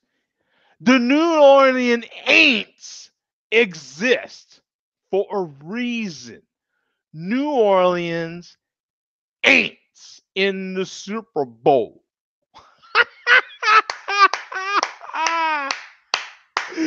Thank you very much. Our talent that was on the field that day in your dome twice. Look, it is hard in the NFL to beat a team twice. When you can do it, and the Rams did it to the Seahawks 3 times in a year. It is extremely hard to do it. But the Rams have been that team to do it. Okay. You beat us one time in your stadium, in your dome, where you had all the advantage the first time. Granted, we had a lot of people hurt that game. You don't want to take that into account. The second time around, all right. That first one was on us. All right. You got us that time. But we had this guy out. We had this guy out. And we got them guys back, baby. Right? Zerline was just back from injury, if you remember. So he was still getting his oats about him, right? By the time we meet again, we're in the playoffs, baby. This is for everything. We was focused. We had our horse blinders on, man. We was like this here, right? Too bad for y'all, man, because we had better talent on the field that day. Your day should have been last Sunday, son, because we showed up. Hello. Look, man. Havana says, go Rams. Tom Brady takes it in the can. Hey, even Havana agrees, man. Look, even Havana agrees it's got to be the Rams. Not this Sunday, next coming Sunday, son. Like, that's what's up. Look, man, I can give you a whole rundown on how we're gonna win this Super Bowl, but y'all gonna see for yourselves, right? All I know is all this crying about that game last Sunday over one call. I'll give you the call. It was a no call. It was a blatant bad no call. But that's the way the whole game went. Both teams got no calls in that game that could have affected that game. The bottom line is the Rams came out there. I don't know what you had two drives where you could have went and scored touchdowns and you didn't. Why? Because our defense stopped y'all right there in the red zone, man. And you got 3 points each time out of it. Had you scored touchdowns, even on one of them, you wouldn't have needed that. It wouldn't have mattered. The problem for y'all is even when we were having a bad whole first half in general, our defense stopped y'all. But we the wrong team. Ain't that something? When you had a chance to do it, to put your stamp on it, you didn't. You failed. Boom. That's the bottom line, you ain'ts. That's the bottom line. Put the brown bag back on your face. That's the bottom line. You want to see the sign? Look at that. Rams. We always got room for more fans if you want. We got more room. Here we are. Look at that. The Rams, baby. Look at that. That says St. Louis, but you know the deal. It's the LA Rams now. Boom. It's still the Rams. Bottom line. Here's the bottom line right here. Rams. Look at that. It just sounds so good. It rolls off the tongue easy. Rams. Aints. Rams. Aints. Rams. Aints. Yeah.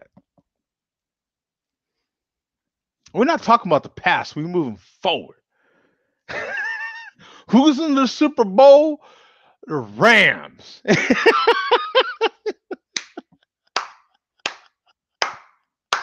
And then we got Sports Fan 316 talking about, what's up, Joe? You ready for baseball season?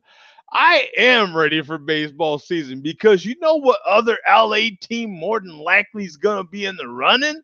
The Dodgers, baby. Who's been there in the run in the last 2 seasons? The Dodgers. You know what? The Dodgers are going to close it out this year, man. It's been a conspiracy against LA. We're there, baby. I grew up with the Lakers dominating just like the Patriots do now, man. And I would love it if that could be the Rams now. If I feel like it's turning, right? I have to recycle now. I'll be back.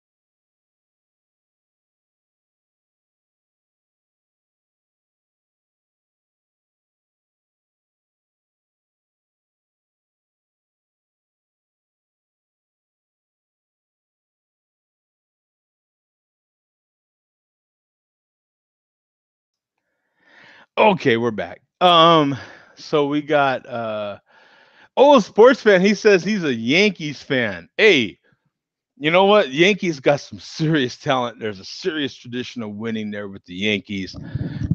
As far as baseball is concerned, there's a whole section of my family that's Yankees fans because part of my family, that is, not me, but part of my family is from New York, lives in New York. So for those of you that don't know, I'm part Italian, and my whole Italian side is Yankees fans. I mean, there ain't many of them that are Mets fans, but many of them, the overwhelming majority of them, have New York origin, even though they don't live in New York, all of them, but they have New York. We all have New York origins as far as that side of the family is concerned. So overwhelming majority of them are Yankees fans. Now, I was born and raised in LA, so I tend to go, of course, with everything LA. Now, even though the Rams were in St. Louis for a minute, I consider it a minute. It was quite a while, 20 years. But I still have. I followed them to St. Louis as far as a fan. Followed them to St. Louis and now back to LA where they should be. Now, I don't know that there's many people alive that remember the Rams when they were in Cleveland. Now, if you are, Now you're way old schooler than I am, and I will just bow to you, my friend. If you are an old school Cleveland Rams fan, then I will bow to you. You're okay. You the man. So if you want to sit and pound the table and go, well, the Rams were originally in Cleveland, and blah, blah, blah, okay, boom, hat A. I cannot argue with that because they were. I grew up with them in LA, and that's the way that's the way that is. Sports fan says I've got Italian, Spanish, and Polish in my family, with an extension of Irish. Yeah, that's. I think a lot of us are kind of Heinz 57 of stuff when it gets to it. What's hilarious is I consider myself a quarter Italian. Recently, hey, what's up, Tom? Am I late? Are you about to get off? I don't want to like intrude or anything. No, you're fine, brother. You're fine. You know how it roll. You know how it rolls around here. I'll get off when it's time to get off. You know how it is. How you doing, man? I actually am having a beer in your honor, kinda ish, because this is a hazy IPA. Zach was on here for a few minutes and asked the question: are hazy IPAs, meaning New England hazy IPAs, are they IPAs? Which was a fantastic question. I mean, what makes an IPA an IPA?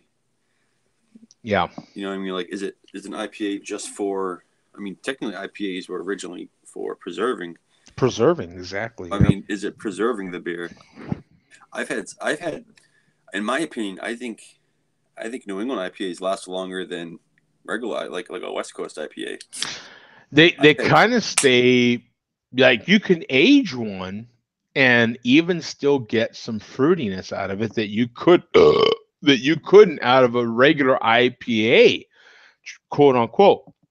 Like the ones that you tried when I sent to you, those were already a month and a half, 2 months old. Yeah.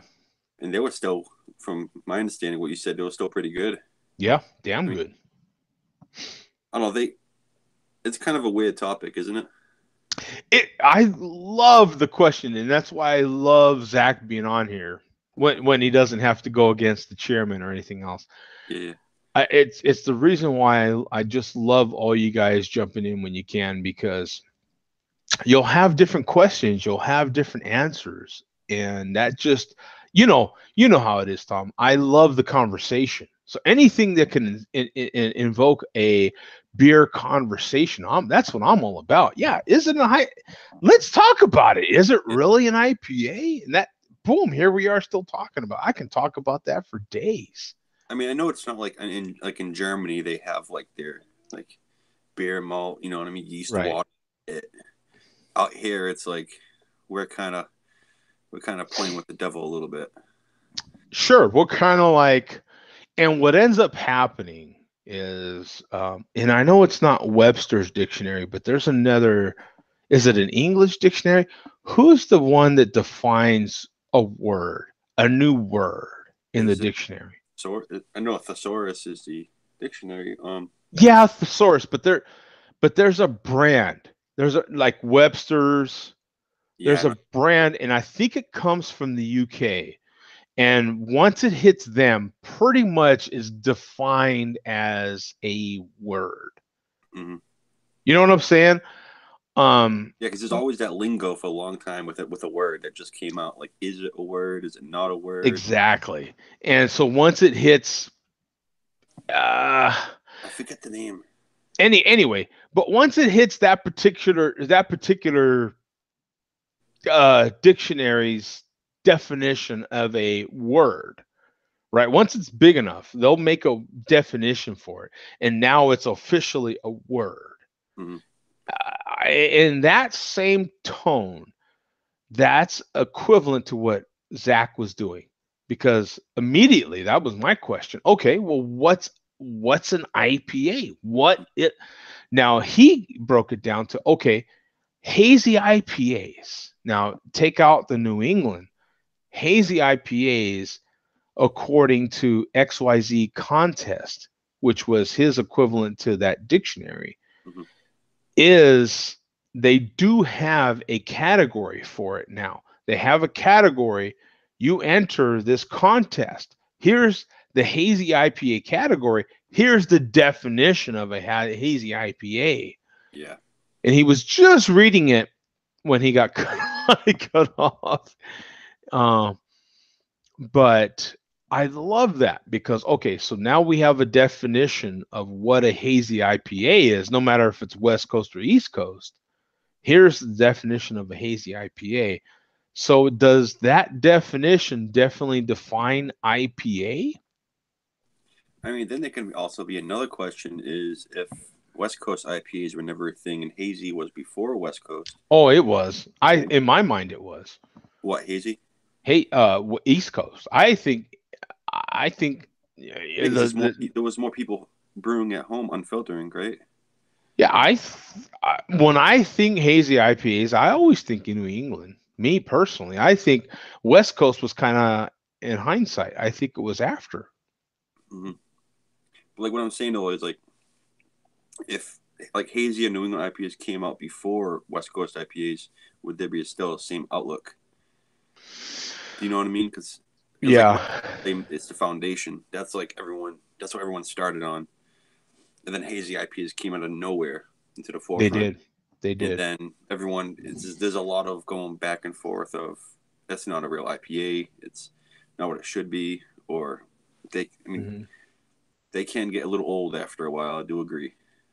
You drink 3 or 4. You don't want to drink. You drink 3 or 4 of them in a row. It's like too much. Well, okay. In all fairness, though, a really good, juicy, hazy IPA, okay, has a lot in common with a really good, roasty, chocolatey, but more roasty stout, more roasty imperial stout. Has a lot in common with the beer that I'm finishing up right now, a barley wine. A good double porter, a good imperial porter. You don't necessarily want more than 2 or 3 glasses of any of those beers, do you? In all fairness, the more true to their style, the more big and bold they are, kind of the less you want more than 2 glasses of them. I mean, now that I think about it, it's almost like anything. Like, because I've had like 3 or 4 different ones in a row, and they don't taste like it's like the same thing like whiskey. Like you can drink 3, 4 in a row, but it won't taste the same. Like that last one won't taste the same, and then you go back and it tastes different because that palate wasn't interfered by the taste before. It's to me the beers that we kind of poo-poo a little bit, and not a whole bunch. We tend to stay off of poo-pooing a whole bunch, but the ones that we kind of, that is what it is. We kind of put them off a little bit. Those are the beers that we always come back to because they are the beers that you can have 10 of, for Christ's sake. Like, those are the beers, the Millers, the Guinness Draughts, the session beers, the ones that we quote session beers, are the ones that you buy a 6-pack, you buy a 12-pack, you buy a 20-pack in some cases. Guinness is always that one beer that you see, like, do I want to spend a lot of money or I just want to buy some Guinness? You know what I mean? Yeah. Guinness is just easy. It's an easy decision. It's a mellow beer, but so is Miller Lite, so is regular Miller, so is regular Coors, so is Bud Light. Maybe those aren't beers that we buy. But if we end up somewhere and that's what they're serving, you're like, I ain't offended because I can have beer upon beer upon beer. And it's really about enjoying the company, enjoying the conversation than it is so much about the beer. The beer at that point is just an accent and not the subject. I'm happy with like a Blue Moon. Just give me a Blue Moon. There you go. Blue Moon's another great example. Pabst. These are beers that can accent a conversation and not be the conversation. Yeah, exactly. Right? Versus a a great, well, like this one that I'm having right now, Hand of Queen, Mm. Game of Thrones. This is the conversation. I put this bottle down. Boom. Yeah. Bitches, let's talk about it. You Right? Game of Thrones, the barley wine, Right. the bottle, it's so much to it. Yeah, I bring this to said party, and boom, we're talking about this beer. Mm. I'm not walking in with this bottle, and don't expect a statement. Don't expect someone to, what is that, Game of Thrones? Like, right? Something. Yeah. I'm walking in with this for attention, baby. Mm-hmm. Tempted to say bitches, but right? Like this, okay, versus walking in with a 6-pack of, I don't know, Pabst. Right? You're not gonna a comment. Someone may make a comment about college or something like that, but I mean, someone might make it, about your education level or your, right, but it's just in passing. It's a sort of joke. Like when they play like beer pong in college. Oh yeah, right. Like it's but getting back to the hazy IPA, hazy IPAs, you're gonna get a little tired of them. You can only have so many of them. And quite frankly, to me, it's because a lot of them are high ABV. You get into high ABV beers, anything above 7%, really. I know that's not Colorado high ABV, but and if you're not in that country of Colorado high ABV land, then the rest of us meager people, that's pretty significant. And once you start getting up in that territory, you can only have so many of those beers, and then you want to kind of come down from that where you can kind of level out a little bit and just enjoy your company or not, depending on what you're doing, right? And they're very full of flavor. That's why you can't have too much of them. You know what I mean? Like, you drink a beer, you're getting honestly, in my opinion, one like good New England IPA, you're getting like the same amount of flavor out of a couple of West Coast IPAs. Mm-hmm. In my opinion, it honestly, it takes over your palate. You feel like you got to drink water in between or something. Well, I'm not going to use that comparison because there's some insanely good West Coast IPAs. I think they're on the same level. I'm not going to make that because there's so many West Coast IPAs that you just cannot have too many of. You can have too many of them. Sorry. We get one that we had in Denver, from a brewery from San Francisco. Is it 21st Amendment or? No. Is it Anchor? No, it was. I'm just gonna look up San Francisco breweries because it was such a good beer. Cellarmaker, huh? I forget the name of the beers, but it was so freaking good, man. We had it on tap at that bar that we went to. Mm-hmm. It's on the tip of my tongue, but that was the first West Coast IPA that tasted like a New England IPA to me. Like I've never had a clear beer that tasted like a hazy beer. If that makes sense. And that beer right there tasted like it. Oh, something holiday. I'm sorry, I'm having a brain fart. I hate when that happens. Hey, you're fine. I again, it's all questions can spark conversation, and it's like the beer that I'm drinking now. This instance, it's a sour IPA. Yes, it's like there's always new things happening. Now we have Sensol. I don't think it's sea salt, but have y'all tried any beers from Tioga Sequoia Brewing out of Fresno? I could pretty much answer that one. No. If anyone has, it'd be Joe. He's the closest, right? I mean, you're the closest. Well, if anyone has, it would be Earth, and I have not heard him but I am going to look them up right now as we're speaking. Here we go. Oh, that beer that I was thinking of, Dank Williams. Oh, Dank. I love Dank Dank Williams. in the name. You know That that. was so good, man. So here we go. Here's the untapped on that Tigua Sequoia Brewing. They're out of Fresno, California. Microbrewer. Let me click show more here. We are a brewing company born in the central San Joaquin Valley. Our brew and brands reflect the greatness of Southern Sierras. Our mission is to make quality craft beer and in turn become the Valley's favorite local brewery. They have 314 beers on here, so Wow. they've been brewing beer for a minute. Here's some of their beer list.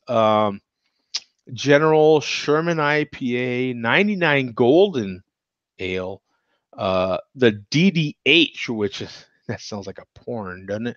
Double dry hopped General Sherman IPA. That sounds like some kind of porn category, doesn't it? DDH, and you just don't know about it, and you're going to keep saying DDH, and everyone else is giggling, and you don't have any idea why they're giggling, and you're like, I don't know, DDH. What's so funny about that? DDH, you know, and you're like, yeah, dude, there's this, you know, big dude, and he's doing this to your old lady, and you don't even know. He does his DDH. Yeah, he's like DDH and your old lady. You don't even know it. Anyway, Sugar Pine Cocoa Vanilla Porter. That sounds interesting. Sugar Pine Cocoa Vanilla Porter. Tell me that's not interesting. I like the double dry hop, my woman. I still cannot get over that. DDH. He's DDHing your old lady, man. You don't have any idea. Right? Does that not, the more I talk about that, are you not seeing some kind of porn category in your mind? Rush Hour Breakfast Stout, Mount Whitney XPA, Extra Pale Ale. All their reviews are pretty 3.7 and above. That's pretty good. That's pretty damn good. Yeah. Half Dome, which is definitely like from Yosemite. Yeah, here you go. Half Dome in Yosemite National Park. Half Dome fruit beer, Fireball Red. What is that? Joaquin Murrieta chili pepper beer, which I'm all over. Midnight Lightning Imperial Stout, Tamarack Amber Lager, Piece of Cake Desert Stout. Yeah, baby. They got a lot of unique different names, huh? They do. Very unique.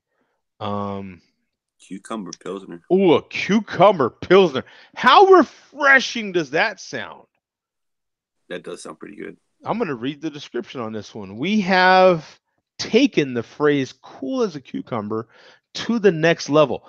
Cucumber is a cool, crisp Pilsner made the traditional way using Bohemian malts and Saaz hops. A subtle cucumber flavor rolls gently into grassy notes of the hops and then finishes soft and smooth. We hand peeled and juiced hundreds of pounds of locally sourced organic cucumbers to produce this well-balanced, exceptional lager. Cucumber is a perfect for floating down the river, hiking in the Sierra, or simply barbecuing in your backyard. Enjoy! That, yeah, I'm gonna stop right there. That was enough right there. That sounds like like exactly what they're saying. Like hiking, have some beers in your backpack. Boom. Nice. That's it. That was a right on the side of the river. Oh, yep. Man. That, I mean, they painted a picture with words. Boom.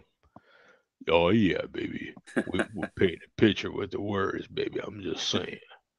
I'm a poet and didn't know it. I'm just saying, baby. Yeah. They just hired Joe to be the guy that's at the to tell you about the bear. I love it, man. I love it. You know what I'm saying? We raise a question. We're having a discussion. Someone else is jumping in on the chat. Hey, have you heard of this brewery? Boom. We look it up. boom, mine's like it's awesome. How do you beat that? I love that. This is what I've been after 3 years ago, 4 years ago, right? You remember me hearing? You remember hearing me talking about? Look, I'm over our. You know what? Yeah, this beer is this, and this beer is that. Who cares? Let's have a discussion about these different things and how it makes you feel, and what's this, and question that. And what we're doing now, Tom, is brilliant. I think. Is what? It's brilliant. I think it's brilliant. I think it's better than all the stuff we were doing before and all the pinky out junk that was happening before with beer. And yeah, you know, and no, I have no problem with that as much as it just excludes so much of the other stuff, right? When you're like pinky out everything, come on, man.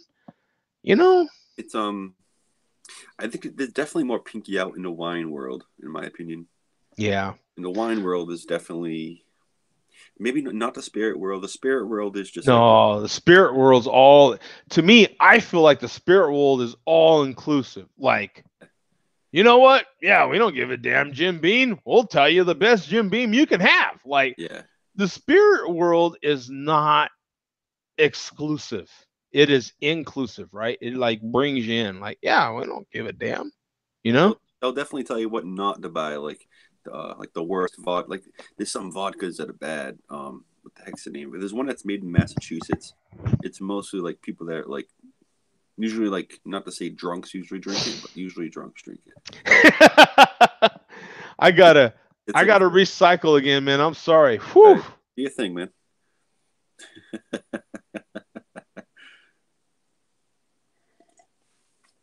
Oh, the St. Louis Rams in the back. Here we go. How many people are watching? 5 people.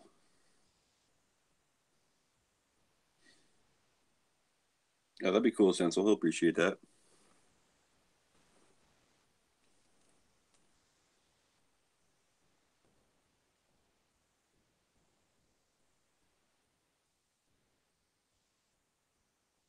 It'd be cool if you can see who's actually watching.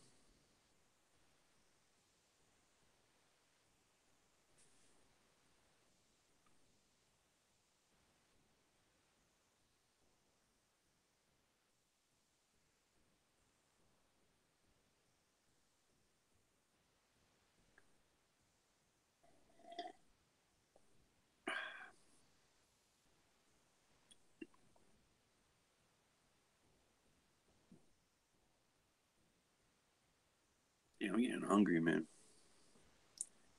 We need something to eat. That's what I need.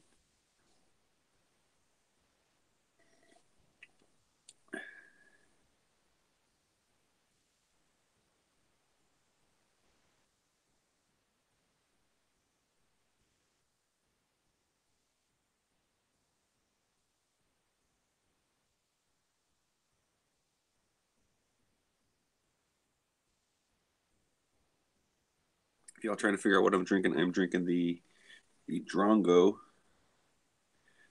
from Clown Shoes. It is a half sour IPA with Australian Galaxy hops. If y'all are trying to or figuring out what I'm drinking, I don't know how you do it. I feel different when no one else is there, so I really don't know what to say. Like, look at this weirdo on the screen. Hungry, don't beer. I can. You gotta get. I am just as comfortable. I'm more comfortable when other people are here. Don't get me wrong. Yeah. But if no one's there, then I'm like, yeah, whatever. I can't just go on. Like, it just doesn't matter. I don't know, man. I really don't. I don't have any idea. I don't have any idea what it makes this spin. I really don't. And it's a good thing, though. Yeah, it is. I guess. You know what I'm saying? It gets the job done. I have no idea. I don't know. I am just thrilled that, and I don't want to be too much on this, but just if I know that if I start something, people will join, at least a few, and that's good enough for me. That's all I care about. I am having, since I was recycling, I says, you know what? Let me, and this is right out of the fridge, so this is chilled, really good. Ooh, hey.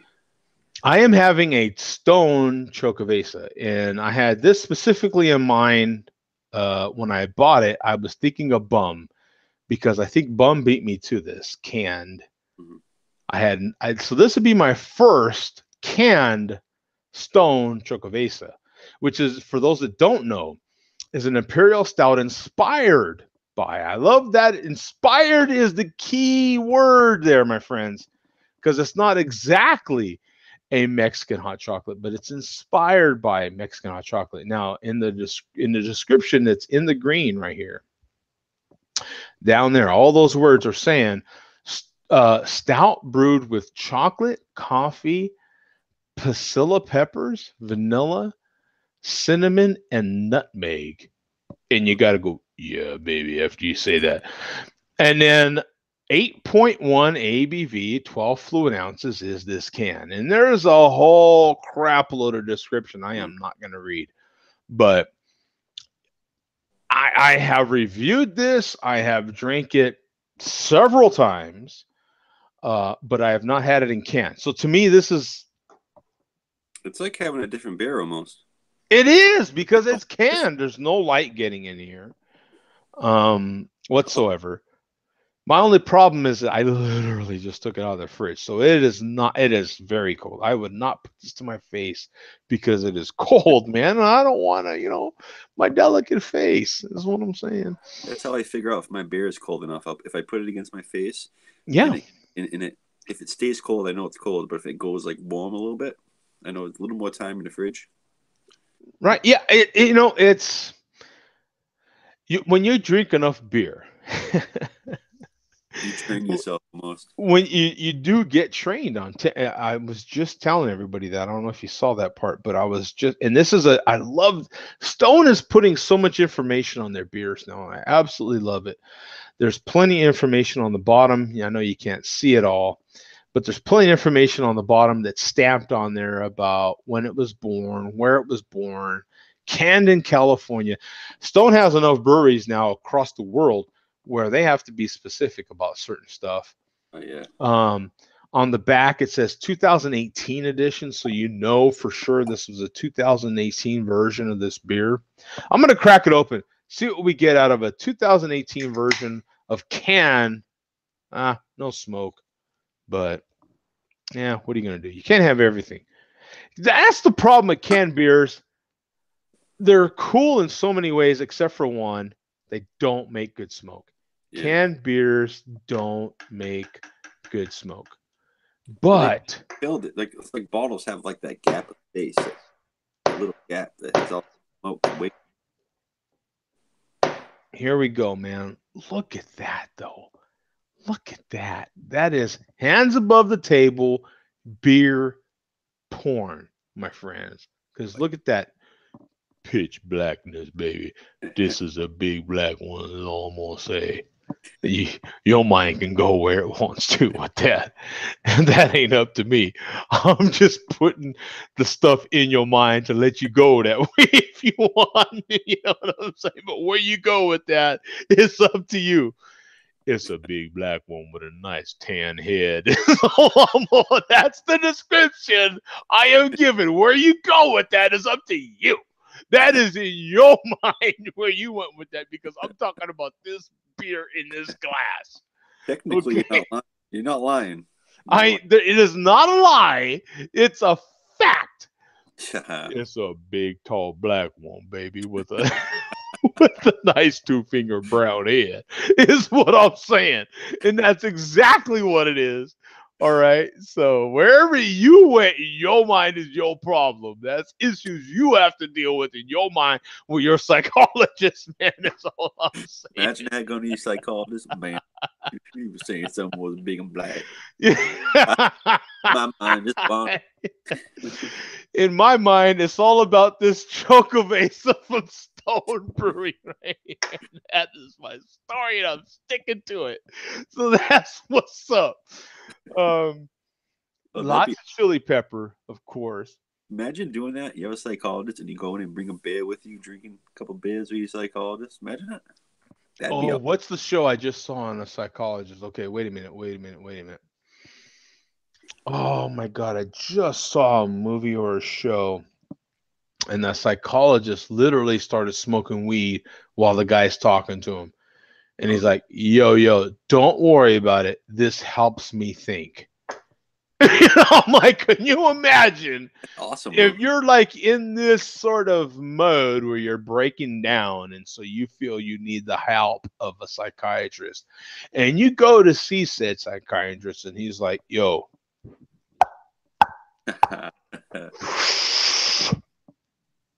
this helps me concentrate and think, man. I'm just saying. Yeah, I'm more mad that he or she didn't pass it. I'm like, really?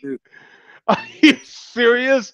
Like, if that's what's up, I would have never came here, fool. Because if I was gonna get to that level, I don't need you. Because I got. Yeah. Why do I need you? Right? Yeah. Like, I've got the green psychiatrist. That's the ultimate, right? That helps me forget about it all. I don't need you. I'm trying to stay away from that. And so I'm here talking to you, and I need this to deal with you, right? Imagine and you're paying me mucho dollars, right? Yeah, you're paying for their weed. You're the one paying for... Right, yeah. So what's up, man? It's the like, come on. You're literally paying for them smoking. You're literally paying per, right? Like that was $15. That was $15. Oh, that one lit it, right? That cost me $75, or that cost me what? $45. Like, what's up with That's that? Not. Imagine going to get a job. You don't smoke, but your psychologist did that in front of you, and you fail a drug test because of that, and you try to just describe that to your employer. My psychologist smoked in front of me. I'm trying to think of it was something I just watched. It was something I just watched, and literally it was that exact same scenario, and I can't remember what it was I just watched. Pretty awesome though. Cecil says, Joel, I'll send you some of their breweries to review. Need your info. Our locals here in the valley are Tiagua Sequoia, Full Circle Brewing, House of Pedregon, and Riley's Brewing. I've heard of that House of Pedregon and Full Circle. I've heard of those two. Oh, Tactical Ops Brewing as well. That's always cool though to have some like a couple local breweries that you can just go to. You know what I mean? Yeah. Instead of going to a liquor store, straight to your brewery. In all fairness, though, California, just as a state, has more breweries than anybody. Boom. Yeah. Period. End of story.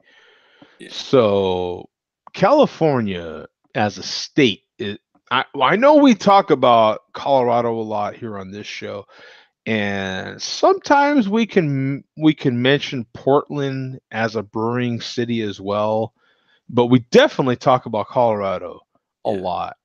In all fairness, California by leaps and bounds has way more breweries. I mean, just they have more than anybody. Period. End of story. I mean, this state is just a huge state too. It's a huge state, and it's a huge state that brews a lot of fantastic stuff. Period. Yeah. They have more spirits, more wines, more breweries than anybody. Oh yeah. End of story. Boom. And most of the health products like you see in stores come from California. Yeah. You wouldn't even think of it.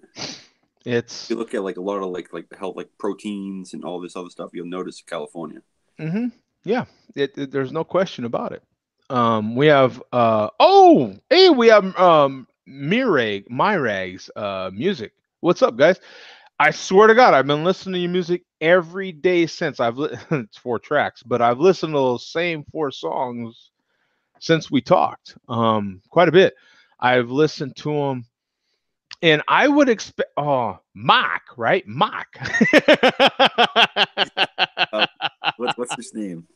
Mark. It's Mark. Oh, you It's sound Mark, like but he's not like- Mark because we already have a Mark, so he's Mock because he's from Boston. what do you sound like? You sound like remember you ever watch Joe Dirt? Okay, yeah. The what the hell's his name? I like to talk like this. My name is what's his name? No, No you're one knows gonna have to what I'm give me talking a about. reference. Whatever. You're gonna have to give me something. But yeah, no, in any case though, I love the direction he's going. He's making music. Make the music first. Make the music, put it out there, man. Let us enjoy it or hate on it and give you that feedback. Let us give you that feedback so you can continue to make music. That's the important part. Once you're making music, then you can cater to someone that's like me or like our Mark that are more audiophile. Then you can worry about the quality of the music you're making, and not from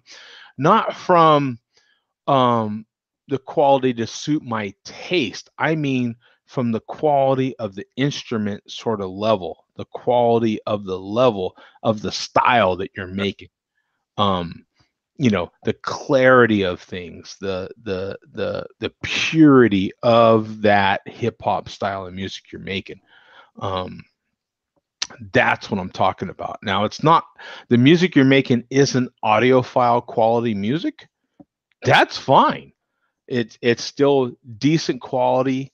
You know what I'm saying? And that's all I care about. I'm just enjoying good music that I can play on my Echo devices. I can play anywhere, and it's high enough quality.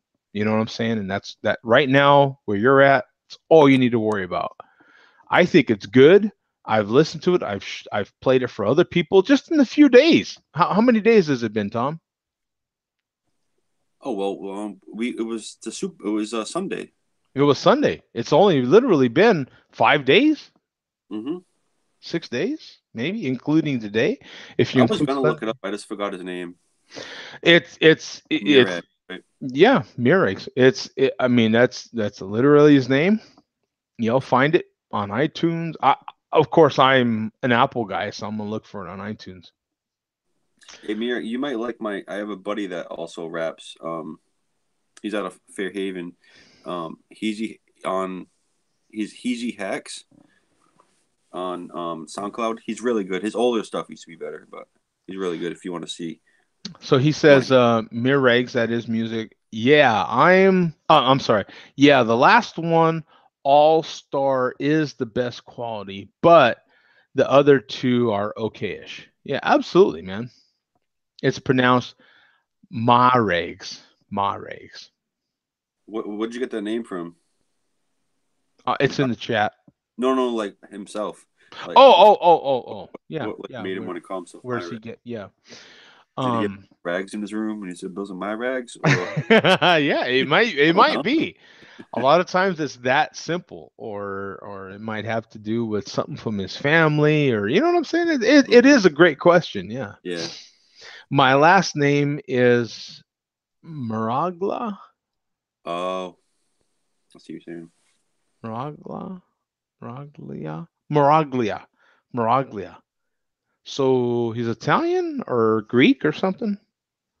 I keep getting all these alerts on my watch. I'm sorry, but yeah. So I'm sure his name is like Italian or Greek or something like that, or Moralia.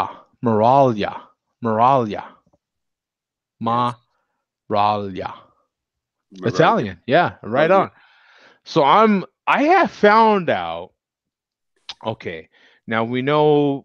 Now there might be people. I am not one of them, but I do have people extremely close to me that have done DNA tests, online DNA tests, to find out who they are. Hello, I could have told you who you are, but they feel the need to do these things, right?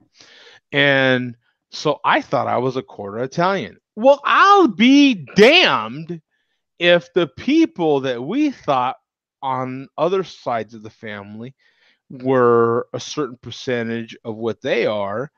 I'll be damned if part of them is an Italian as well. So I found out I am more than a quarter Italian now. I found out I'm almost half Italian. Figure that one out. Joe, it's time to make some pizza pies, all right? So I am not just a quarter Italian, a quarter Mexican. I am actually less Mexican and more Italian and half black than I thought I was. Figure that one out. Did it say like Coach says I'm pretty sure I'm related to Earth. Me too, because I am of the Earth. So I am somehow related to Earth as well. Boom. Wrap that around your head. I mean, are we of the Earth or are we of the galaxy? Because I am of the both. So if we ever have someone in here that jumps in and says he is galaxy, we're related. Boom. Is all I'm saying. That's all I'm saying. Boom. End of story. Quote. Out the park. That's right. That's awesome. That's right. Yeah. But yeah, I am actually more than just, I don't know, what's a quarter in Italian? 25%. So I am more than 25% Italian. Wrap your head around that one. Technically, I am, I don't know, somewhere in the 30s Italian, percentage wise. So I'm not just 25% biatches. I am, I don't know, 38, 39%, 40% Italian. How do you do that? I'm even more Italian than I thought. So yo, suck it is what I'm talking about. Even being a quarter Italian like I originally thought I was, and now I find out I'm more than a quarter Italian, is the best thing on the planet. Being Italian is the best. That's all I have to say. End of story. Boom. It's like being a Rams fan. Being a Rams fan is the best. Okay? Because we're going to stomp some Patriots ass next Sunday. The chairman always, I was watching his videos. I know this is Bum's thing, but he's been ragging on the Patriots so hardcore. I left a comment on his video with he has a video calling him a transvestite. Oh my God! Calling who a transvestite? He has a video calling Tom Brady a transvestite. Oh my God! Man. And there's like some dude in the background, like literally scientifically, like look at his elbows. Oh my God! Like what the fuck? He's married to the best. Come on. Yeah, she's a terrific woman. That is the standard. He is. Tom Brady is the greatest as a quarterback and as a man. Like he is married. The definition of a woman you could be married to is what Tom Brady is married to. Okay. Hell yeah. His only fault is he kisses his son on the mouth. That is it. That's where it is. Like I would not kiss my son on the mouth. That is not going to happen. You know what I'm saying? If it did, it was by pure accident. Either he was drunk or I'm drunk. It just kind of happened. You know what I'm saying? It will not happen again. We will not talk about it because that's the way that works. Like you're like,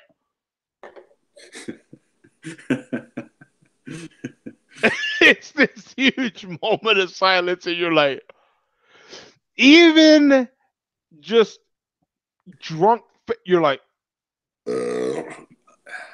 even drunk. I think it's even more inappropriate when you're drunk. That's what the fuck is going on. It's like I'm gonna pass out now, and this didn't happen. right? And nobody says nothing.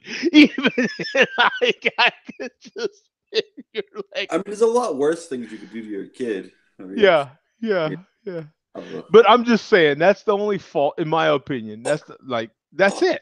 Because the rest is just right. There's going to be the one now the Hall of Fame. Like they need people to to approve you to go into the Hall of Fame. The guy, what's one of his biggest faults? The guy gets suspended for 4 games. He's nude on the beach in Italy, and Italy, mind you, because what is better? Being Italian is the ultimate, my friends. Boom. Even Tom Brady was on the beach in Italy. Hello. When you're suspended, go to Italy. It's the best, baby. Being Italian. Again, that's my reference. Is the best. The wife loved those 4 games and being suspended. Like, some family time. The guy's nude on the beach. There's paparazzi photos of this guy in the beach in Italy, nude. Hello, what's wrong with that? You're like, yeah, you want to check this out, nude in the beach in Italy? Have at it, right? Like, you want to post this all over everything? Have at it. This is who I got around me. Look. Check her out too. Yeah, look at that. I'm suspended. Really she was there. Yeah, it's like I'm suspended right now. Yeah, this is great, right? I'm on the beach in Italy. Yeah, this is awesome, right? Like, give me a break. What are you kidding me? Yeah. What's better than that? She's loaded and he's loaded. It's absolutely ridiculous. That's a great quote. I love this. Mireg says, if Tom kisses his son on the lips, then what does his uncle do? That's a good. Kind of weird, actually. That's from a Boston fan. That's from another Boston fan right there, man. Okay. It's just questions. That's all it is. But questions can say so much sometimes, right? Like, you're like, what the? You're right. Like, what is that saying? Like, what does his uncle do? What did his uncle do is the question to make that okay. Right? Because the rest of us can agree. Like, eating guac is just fine. Eating guac ice cream? I got to question your like. Come on, man. Come on. What are you doing here, man? There's a place down the street called Tropical Smoothies. They make a smoothie with avocado in it, and it's so freaking good. Let me tell you one thing. You shake your head. You're like, what the hell? Okay, but that's Tom Brady country up there, and no, it's good though. It's good. It gives it a nice velvety creaminess to the shake. I mean, to the smoothie. Oh, so good. All right. I'm gonna take your word for it. I'm gonna take your word for it, there, baby. Yeah, there's a. Joe's gonna call him, but yeah, baby, I want that. Yeah, yeah. Hey, baby, I'm just saying, my guac can add a nice velvety creaminess to it. Maybe you just love. That's all I'm saying. I got Calder. I got something. Oh, that's organic now, baby. That's organic. That's all I'm saying. Yeah, I got something called on black. All you need is my yeah, dude. I closed my eyes and I went, oh, and I curled my toes, and now it's organic. That's all Jesus, yeah. That's actually very organic. That's my gift to you, baby. That's all I'm saying. No. I don't want it back. God damn, don't be kissing nothing. I'm just saying that it's all you, baby. It comes Happy Valentine's Day is all I'm saying. I was gonna say so. I want to get too deep. Damn. Oh, this is crazy. Yeah. So yeah, we do have some underage folks on here, man. Yeah, we're gonna keep it clean. That was all. Whatever happened in your mind is the disclosure here. Hey, I was still talking about this. Hey, Joe, we're on the internet. There's a lot worse things that people click on. This is very PG rated compared to a lot of things. Compared to a lot of things, yeah, exactly. We are conversating in For those that don't know, our dear friend of the show, Chain Reaction Brewing, Zach from Chain Reaction Brewing, has soaps that he makes. I do keep this soap right here by me. It still smells like lavender. Lavender is the color. This is a beer soap. You never used it? Are you kidding me? I'll never use this soap. I used the hell out of it. No, I'll never use it. I took that thing and oh man. Oh yeah, don't tell me what you did with it, but that's okay. It was like a lemon peel one, lavender lemon peel or something like that. Oh man, baby. Oh yeah, good. Baby. It cleans some stuff. All I'm saying. My body remembers it. The nitty gritty. It just got to the nitty gritty. Yeah, that's all I'm saying, baby. But no, it's actually.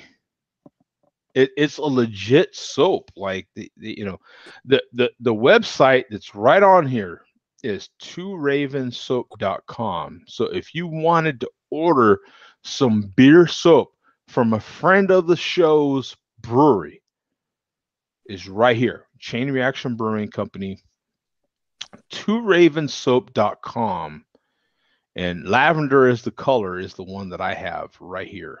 That's the one that I have. You can see the top of the soap right there. It's got all the natural stuff in it.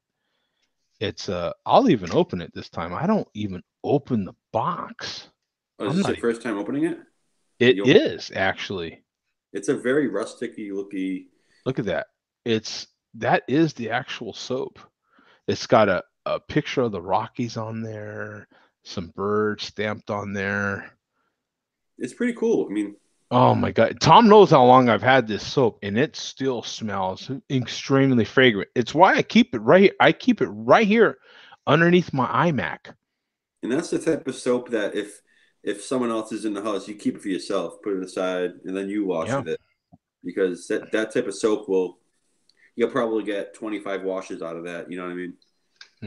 Okay. But that's still a lot. You know what I mean? Yeah, it to me, the minute I smelled it and saw it, I was like, I'll never use it. That's it, done. It's just it's very special to me and sentimental. I wish I didn't wash with mine now.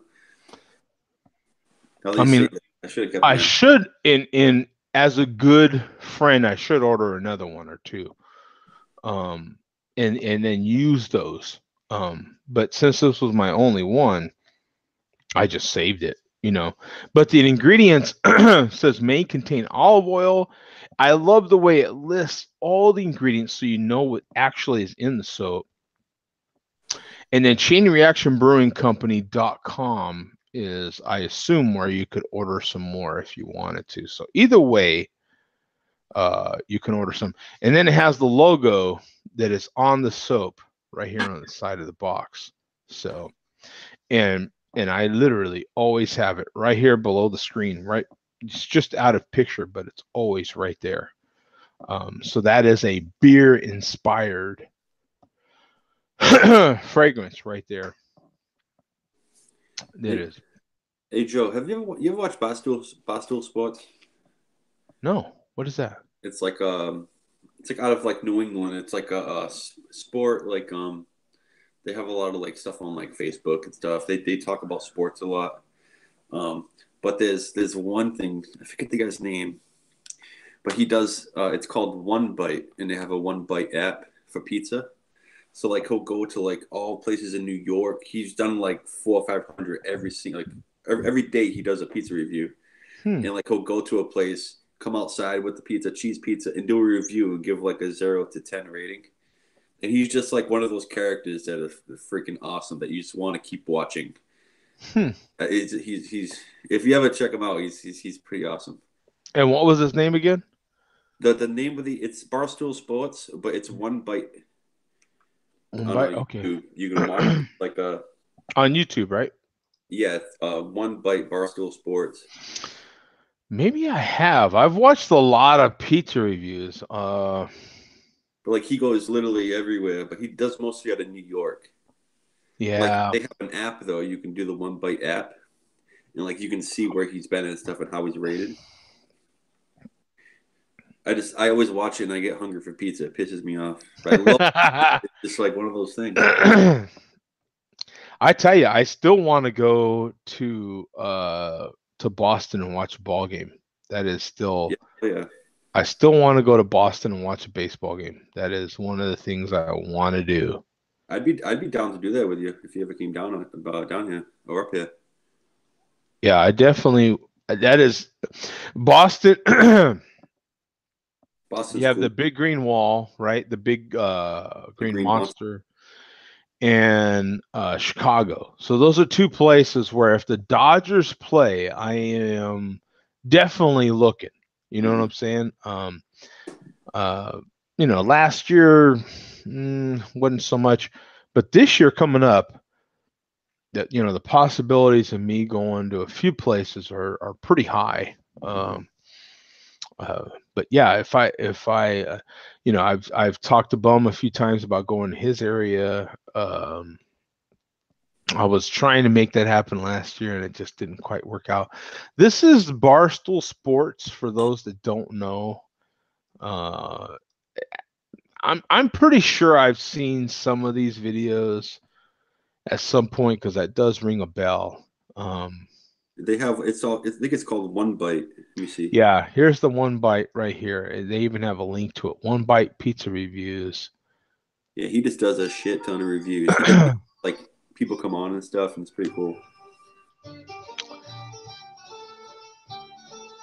Yeah, see, these are my kind of little shacks right here, dude. I love these places like this. Are you kidding me? I love places like this. This is right up my alley. Yeah, some videos are like 2 minutes long. Some 10 minutes long. But yeah, this one's from 6 days ago. This is Barstool Pizza Review, Santillo's out of Elizabeth, New Jersey. Bonus old school Italian pizza maker. That's what I'm talking about. It's hard to get in Boston, New Jersey, New York, even Connecticut, Delaware, a lot of those places on the East Coast. It's really hard to duplicate that sort of pizza, out west over here. Phoenix is one of those other areas where we've had some people from the East Coast or some people from actual Italy that have done their best to make another place in here in Phoenix. I am fortunate to live in one of those places where the only other place other than New Jersey where they have a restaurant is Phoenix. Or the only other place other than Chicago where they have a restaurant is Phoenix. Like I'm fortunate to live in an area where other people move to, and they try to do their best to duplicate that taste is right here.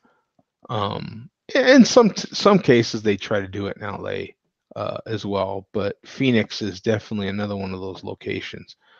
I'm fortunate to have, of the top 10, I think we have 2 or 3 of the best pizzerias in the country here. Wow. Fortunate to have that. Like I say, and it's because of that duplication. You know what I'm saying? That the original that they have that is rated one of the best in their area is in that New Jersey or New York or Chicago or whatever is considered the best. They have another restaurant here. You know what I'm saying? For you name the New York steakhouse at different times, if that steakhouse was rated the best or one of the top 3 in the country, we have had another steakhouse here in Scottsdale or here in the Phoenix area. Just fortunate, Arizona's a very a lot of people retire and go to Arizona. A lot of people. There's 2 places in the country where people go to retire, where people go to be gray hairs, and one of them's Florida, the other one's Arizona. I'd rather go to Arizona, to be honest. That's just where it happens. That's the way it goes. Why do you think there's two baseball places? One of them's Florida, and you can't say baseball cities is Florida because there's kind of all over Florida. But the other baseball city is Phoenix. Mm. And people don't think of it as a baseball city, but it is. Half of the baseball happens here in Phoenix. Do you get to see a lot of baseball out there? Personally, I have a chance to see, sure, but I don't. Yeah. There's a lot of people talking about it, probably, right? Well, baseball season is coming up for us. There's a lot of people coming here for baseball now. Like, this is the time when people come here for baseball. Lot more gray hairs right now than there was even a month ago, because spring training is getting ready to happen. Coach says Peoria. Yeah, Peoria is one of the areas. Goodyear. I mean, all over the Phoenix metro area, but generally the Phoenix metro area. There's some out in Tucson, but not a whole lot. Most of it's right here in the Phoenix metro area, as opposed to Florida, where it's happening all over the state of Florida. You have 15 teams here and 15 in Florida, or more. Is there more? There's 30 teams altogether, isn't there? 32 or 30? 32 or 30. Yeah, one of the two. In any case, the half of the league that's happening in Arizona happens mostly right here in the Phoenix area. So that's awesome. You definitely have a chance if you live here. I have one guy that I work with that takes off the majority of the minor oh my God, spring training season because he's that into it. He goes to quite a few games, and that's part of the luxury of living here, right? Like, what was it, just a week ago? If you're into golf, like, Tiger Woods was just here. You know what I'm saying? Like, it's that place, man. Like, it's golf and baseball. Golf and baseball happens here. It's kind of when I first moved here, I asked the question, like, why doesn't tennis happen here? Like, it was kind of goofy to me why there isn't a major in tennis that happens here. There's a major that happens in New York. Why not in Arizona? Like, it just kind of makes all the sense in the world to me. But apparently not to everybody else, because I'm like, well, the weather's right. Like, you could have it all the time here. I mean, I don't know, but there is a lot of tennis that happens here, but not on that level. But there's definitely a lot of baseball. I mean, good Lord. I mean, you drive around the whole Phoenix metro area, you're going to run into baseball stadiums everywhere. They're all over the place. Oh, yeah. They just are. I got a question, though. Sure. Going back to pizza. Yeah. What's your favorite type of pizza? It's like, for me, I like a how can I say this?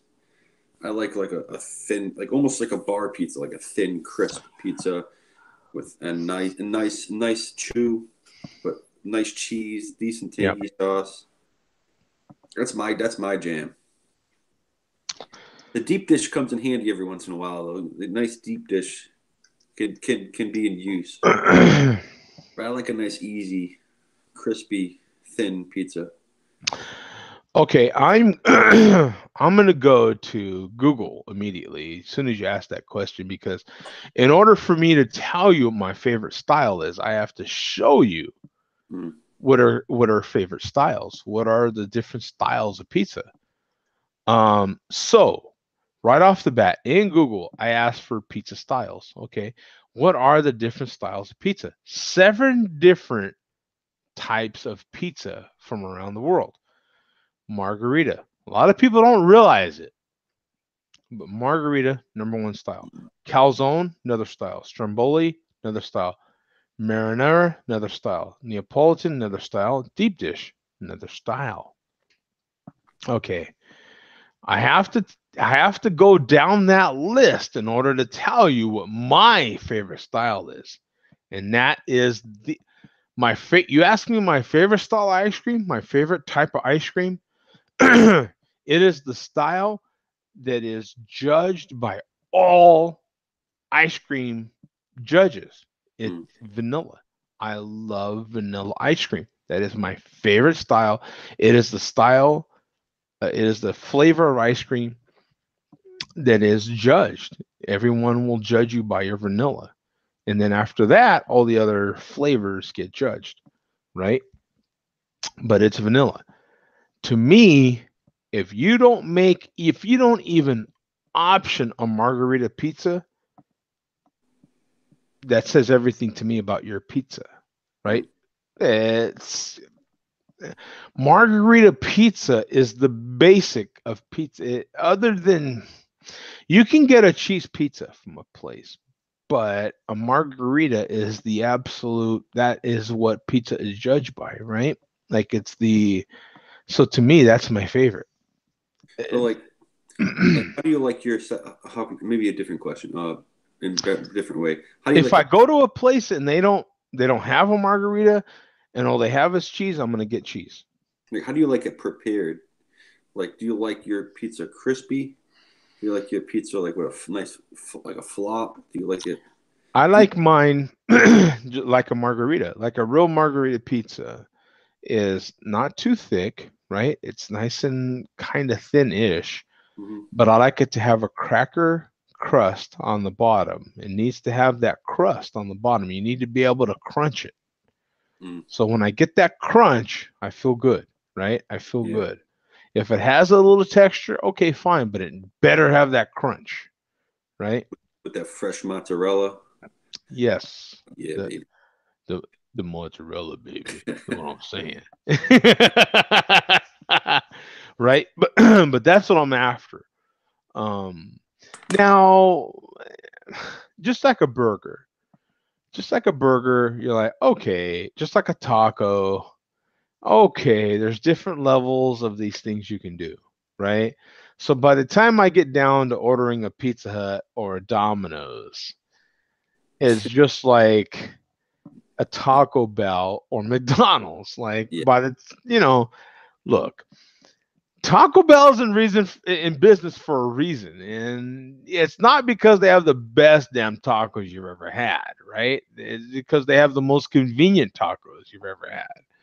It's not necessarily the best, and McDonald's is the same way. It's not necessarily the best burger you've ever had. It's convenient and it's cheap, or it used to be cheap in some cases.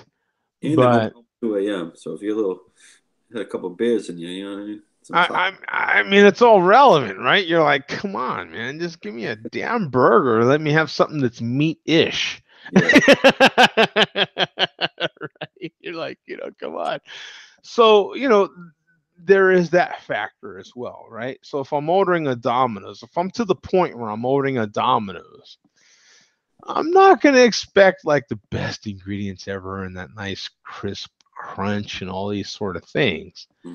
But yeah, if I'm getting a pizza from a proper pizza shop that says they're a proper pizza shop, a mom and pop, I'm expecting a lot better quality. If I'm giving you $27 for a pie, hello, yeah, exactly.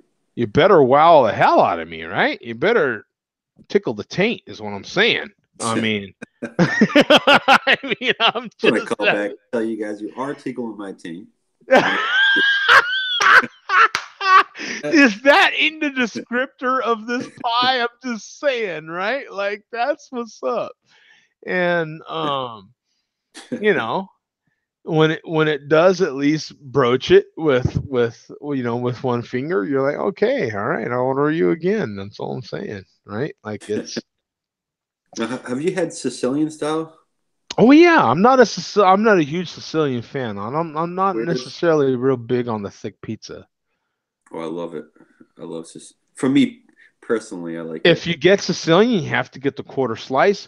It's same thing with grandma's. If you get the grandma's Mhm. pizza, you have to get the corner slice. Grandma, Otherwise, they like, just get too big. chewy. That's like a meal in one slice. It's like Yeah, see, and I'm not. huge. I can't do the grandmas all the time. Yeah, that's what I'm saying. The grandmas of the Sicilian, like it's not. They're very, very similar styles, right? Yeah. It's like saying hazy IPA and a regular IPA. They're in the same IPA ballpark. It's a very similar thing. Grandmas and Sicilian, they're very similar pizza pies. Same thing with Chicago. You have to put them in the same category. Yeah, I think almost grandma's is more similar to Chicago than I would say, in my opinion, I'd say Sicilian is more closer to a regular slice than what is grandma's to a Chicago. Yeah, well, considering Yeah. where you're coming from, sure. Now, if you're in Chicago, you would say that a grandma's is more like a regular, and a Sicilian is more towards that other style, right? Because the Chicago's and the New York style are extremely different categories, depending on where you live. In Boston, a Boston slice is going to be really similar, not exactly, but really similar to a New York slice. Hey, Boston got some great pizza, man. Boston's got some awesome pizza. They got awesome food in general. In general, yes. Whenever you go to a large metropolitan area, you're gonna get great food. New York, Phoenix, Boston, Los Angeles. You're gonna get great food because there's different people coming from different areas, like you said. Right. And some of those people never left that area, and they follow by certain standards of what food they think is, and other people come in. You know what I mean? It's the only variant would be once you start getting into seafood, right? Like seafood, you can get decent seafood here in Phoenix, and I'm not a huge shelled fish person, as you know. But seafood I do like. I do like fish. And you can get decent seafood here. The best you ever had, that's going to be arguable because it's hard to beat being on the West Coast and getting that variant of seafood versus being on the East Coast and getting that variant of seafood, which is literally minutes old as opposed to several hours old in Phoenix. Like there's still the geographical location of the place. Yeah. Right. There's some restaurants here that have these incredible connections, and so they can get seafood to you literally hours out of being out of the water. They can get it to you very, very quickly, less than 12 hours, which is pretty damn quick. But there's your restaurants that are on either coast that can get it to you in less than that. I mean, and it's right from your local area, and that's tough to beat. Yeah. That matters. When it comes to seafood, that matters. And what most people don't realize is because you can get lobster from Florida, you can get lobster from the north, you can get lobster from the west coast. But what really matters is the salt content and the temperature of the water. Yeah. That's what really, I mean, it's not me saying it, but a lot of people say Canada, Maine, New England, they have some of the best lobsters in the world. It's not because it's a different lobster. It's because it's different waters. Yeah. No, they're different water. How much have we talked about water when it comes to beer? Like the water in all our specific areas makes the beer. Like the water from Colorado makes that beer special. Like you start with that water the way it is, and Zach's talked about it. Zach has water is how much a percentage of the beer we drink. It's like 90%, 90% of the beverage that we love to drink. Mm-hmm. So when you've got that high of a percentage of the product that you like to drink, and you're filtering it a little bit and you're doing this a little bit to it, the water matters. Oh yeah. And it's the same thing with seafood. The seafood is the whole basis of that food. You know what I'm saying? So it matters. It matters a lot. I mean, you get me hungry. Hold on, I'll be back. Oh man, you get me real hungry.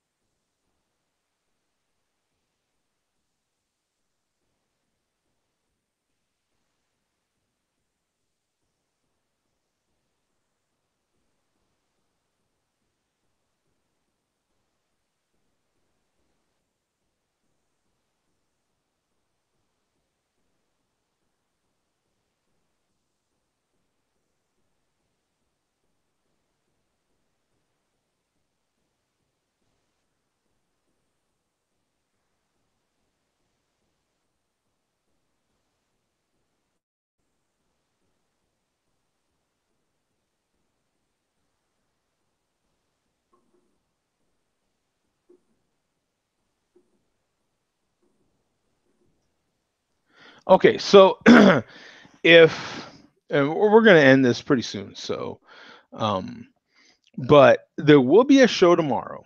So just to let you know, I'll put that in there, and there'll be a show tomorrow, 7 p.m. Eastern, Saturday. Okay, so and there will be another Friday Share a Beer, 10 a.m. Mountain. I don't know what time that is in your. Let me see. Eastern. I think it's 12 Eastern. 12. No. 3. Oh, 1. Is it 1300? Right. Today I think you went on at what, 11 or 12 Eastern? I came on at 10 my time, and that's 1 your time, I think. Was it? Okay, I'm just after 1 right now. It's 3 o'clock now. Yes, you're right. You're right. There you go. So. No, wait. No, I think you've been on for 3 hours. So I think 12. Well, but it's 1 now, and it's 3 there. I think you came on at 12 here. Okay, so then it's 2 hours. All right. So then that would be 12 Eastern. So whatever time it is, I'll set it up, and then that way you can hit the alert button on there and alert yourself when the show's about to start. So there'll be a show next Friday. There'll be a show this Saturday, and as well as next Saturday. So, yeah, we'll have a show this Saturday as well. So tomorrow. So get ready for that. So I'll put that out there right away just to let everybody know. Now this is the last of my Game of Thrones right here. You can see it's been sitting in the glass for a little bit. So this is completely room temperature. I noticed you got that you got the CBS. I did, yeah. That was definitely not a cheap beer when I was buying it. It's good beer though. And it's almost one of those beers that like you've wanted to try for a long time. So it's like if you see it, you buy it. Okay. So for those that don't know what Tom's talking about, if you go now, some things I'll put on and I know some people are waving off of Facebook nowadays. On the Facebook Joe D Reviews page, I posted, let me click off of this video. I posted my latest beer haul, which was on the 22nd, which was now 3 days ago. I had to post it in different sections because I did buy a lot of beer. That was a $200 beer haul, by the way. I seem to do that more and more. I can hardly get out of the beer store without spending $200. That's insane. In any case, the majority of that beer haul was literally the CBS, this La Cumbre, and the Bourbon County. That was those three beers right here that I'm showing you were $75 easy, almost $76. That was the majority. Those three beers right there were the majority of that price. You know, without getting those three beers, my whole beer haul is $75 cheaper. You know, and that's the way that works. I think that CBS was the most expensive. I think it was $26 for me. I paid almost 30 for that. Oh, well, then that was a bargain. Then it was 26 and change. The La Cumbre was just under 25, and if I'm remembering these pricings right, the Bourbon County was right at 25. So basically 70, 75, $76 for those three bottles. Is that the regular Bourbon County? Yeah. I paid 14 over here. Yeah, well, there you go. There's the. Yeah. But then another place was charging that also. Like the prices fluctuate. I don't know why. Yeah, they do. They definitely do. And well, there you go. There's the one that I bought, King in the North. So I already had. That's what happened when I was. Since I painted the house, I was able to. I had a lot of beers in different areas of my kitchen, so I was able to finally organize my pantry. And then I figured out I had two Hand of the Queen versions of Game of Thrones beer. And so I bought King in the North and figured out that I had two Hand of the Queens. So I consumed one of them here. I was like, well, if I got two of them, I might as well drink one. Well, I finally bought a Modelo Negro in the can. I had not seen that in the can, only in bottles. So that was the first time I've seen it canned. So I'm expecting this Modelo to be better than others that I've had in the bottle. The Spire that I got was $2 off, as you can see there on the label. They had a $2 off coupon, instant coupon. But in any case, you can scroll through these four different images from this latest beer haul that I had. Some really good beers in there that I was able to pick up. As you can tell, I picked up a Resilience. So that was the first time I have seen it, but I hadn't been to the beer store until this past weekend. So and you go to Total Wine, so that's definitely. It's definitely going to be there. Right. I picked up these three versions of spiked cold brew for those of you that are into coffee. Salted caramel, the vanilla cinnamon, which I had yesterday on Instagram, posted on Instagram, and the espresso shot. So these are all 12.5 or 12.7, 12.5% ABV. Wow. So they're pretty stout. That I had the vanilla cinnamon, which, like I say, I posted on my Instagram, which was solid, man. That coffee was so good. How did that hit you? Did that hit you pretty hard? Is that caffeine? Was it very strong caffeinated wise? I don't think so. Caffeine doesn't hit me like other people. When you mix alcohol, it's like back in the day, or like when Four Loko, they had the caffeinated energy drink. Mm-hmm. You ever had one of those? No. Back in the day? Probably like 6-7 years ago, before they were getting sued because people were like chugging them in college and stuff and dying. But it used to be energy drink with alcohol. And when you drank them, you drank one, it was like probably 32 ounce or 24 ounce. You drank one and you were like, holy crap. Oh, wow. Drunk already. At least it felt like you were drunk, but you like had so much energy. No, I never drink any of the alcohol, the energy drinks. I'm not an energy drink person, so I'm the wrong one to gauge off of that. I've never I've been offered energy alcohol drinks in the past to review, and I have not done it. Energy drinks just don't turn me on. I've been, like I said, I've been offered a few times. Some of the big ones too. I've just never. I'm like, okay, nice, thank you for the offer, but no thanks. Like, I don't know, it just doesn't. I'm not an energy drink guy. I've literally had 2 Red Bulls in my life, and that's the extent of my energy drink consumption. Yeah. You know, I can drink a pot of coffee and go right to bed. Wow. It just doesn't affect me like other people. I can go right, other than having to get up and take a leak, which is quite frankly my problem right now. I had a pot of coffee before I did this show, and so like, I like coffee. I like coffee as much as I like beer. So if I'm not working, because while I'm working, I have, just to give you guys the last 5, almost 6 months now, I've had just hot lemon water. I've been trying to cut back on my coffee intake.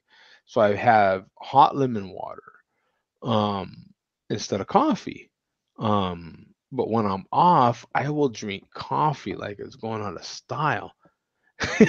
Coach says coffee equals diarrhea for him. So and I've heard that a lot. I it's probably in the last just over 10 years that I just am getting affiliated with that, because it doesn't affect me that way. Like I said, I can drink coffee and go right to bed. Like, it just doesn't affect me that way. I'll have to, take a leak a bunch because you're having fluids enter your body, right? But it doesn't affect me on the back way, right? No. But I've heard that a bunch. I thought it was funny the first time I heard it. It does that. It does that to me. I'll be honest. And that's the thing. Like, so it doesn't affect me that way. So I didn't realize it affected other people like a diuretic. I didn't even put those two together. It never entered my skull. Within 20 minutes after I drink, after 25 minutes after drinking. Yeah, that to me, it's still fascinating. I realize, and it's funny because we just had this conversation with Coach about the color blindness, and how for him it's so normal, because he's colorblind in certain areas, and for us it's like normal not to be colorblind. So we're like, how could you not see these things? And he's like, well, how can you see these things? Like, it doesn't make sense. And that's how it is for me with the caffeine. Like, I don't get it, but I understand other people do, so I know about it. But for me, it doesn't affect me that way. What affects me, what keeps me awake with a hot drink, is the hot drink. You know what I'm saying? Yeah. It's the heat.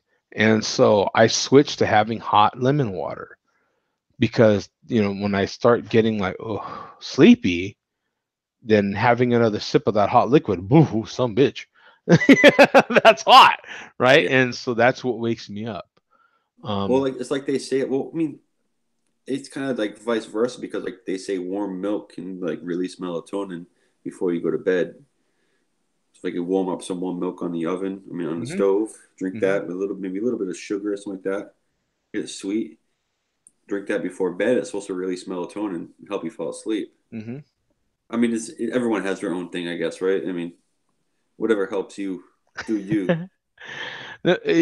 Coach says Jody has an iron gut, and that's not true at all, because as Italian as I say I am, the older I get, the more the tomato affects me, right? So the tomato acts like caffeine does to other people. So if I have, the more pure the tomato, the more in a few hours, I'm not gonna want to be away from home if you get my drift. So Wait, yeah, tomato? When you eat tomato? the acid, yeah. Oh, they actually say tomatoes aren't good for you. Yeah, right. Yeah, and it the same way milk isn't good for you, right? Like as Yeah. an adult, like the more lactose intolerant we get, with pure regular milk, right? Like the more We're not people, even supposed to eat dairy as humans. right? I mean, that's the way that's supposed to work. You're But better the off older killing you a get, cow. the more you're not supposed to. So, and tomatoes definitely affect me that way. Tomatoes, the older I'm getting, Yeah. but I made pasta the day before yesterday, and I had the rest of it yesterday. So like I'm like, okay, get ready for the ride. Like that's just the way it goes, right? You set your alarm clock. Yeah, and it's almost like It's like the cable guide. It comes up this time to this time. You don't know when it's gonna come. Yeah, coach says tomatoes have a ton of vitamin C. Um, I already know what's gonna hit. So sometimes I can take a pill and kind of counteract it. But Tomatoes have a lot of they acid. it's a lot of inflammation too in the body. Yeah. So in any case though, but these are the differences with our systems and stuff, right? And so Not that I don't eat tomatoes. I love tomatoes. oh, are you I'm saying knowing what's gonna happen to me, I still cannot resist it. Like it's just Dude, a piece of tomato with a nice slice of Parmesan with a little bit of basil and some olive oil. Oh, babe. yeah, you know what's funny? And the milk is this way as well. If I drink a glass of milk Mm-hmm. out of one of your typical plastic milk jugs out of the store, hello, get ready. I am done for the next day and a half. I'm done. That's it. Write me off. Calling in sick to work. Done. Mm. That's why I get milk from the dairy down the street because it's processed in the old school way, put in glass jugs. I can drink that milk all day and night. Now, Not do a they problem. have cows? Huh? Do they have their own cows? Oh yeah, their Okay. cows are located in another place, but down the street as well. Yeah, absolutely. That might be raw milk because raw milk. We have a place nearby also that it's not pasteurized, so it's like when they pasteurize the milk, you're losing all the good bacteria that helps fight off the lactose. Interesting. You know what? Neri said onions too. Onion, ooh, dude, I used to hate onions, but now I love onions. You know what? I never thought about onions that way, but I can not make anything pasta related without putting onions in it. I put onions in almost every dish I make. Never thought about it as upsetting my stomach. Interesting. I wonder if onions and the tomatoes together are creating the. I wouldn't know because I don't make an Italian gravy, if you will, or a tomato or a spaghetti sauce, is the way most people refer to it. I don't make that sort of thing without onions. I wonder if the two together is a deadly combination from my belly. That's interesting. I never thought about it. He said onions too. That's interesting. I'll have to try it someday. I'll have to try and see if it is just the tomato acid that is making my. All I know is that the more pure, if you will, a tomato gravy is, whether it be on pizza or pasta, I mean, I can just get ready for it. I mean, it's coming. But I wonder if it's a combination because there is a lot of juices that come out of a fresh onion. Sometimes garlic can bother me also. Garlic. Yes. But like garlic, I did it for a little while. Garlic is one of there's a lot of things that like come from nature that they can't like companies can't put a what do they call that? Like medicinal companies, like people that prescribe medications, they can't put a patent on those medications, like turmeric, garlic, all those things that have come down from like generations and generations of actually like helping your body. Mm-hmm. For a little while, I would just swallow whole cloves of garlic. Wow. And for a little while, I would just chew them, and it's very, very like spicy and tart. Yeah, it's hot. It's hot. But like it would literally come out your pores. Like I swear to God. Yeah. And my ex used to do that. Like it would come out her pores, and I'm like, holy shit. But like it's such a great. It helps for like UTIs. It helps for anything in the body. It really helps. Bacteria. Coach says what really upsets my stomach more than anything is not having a beer in it.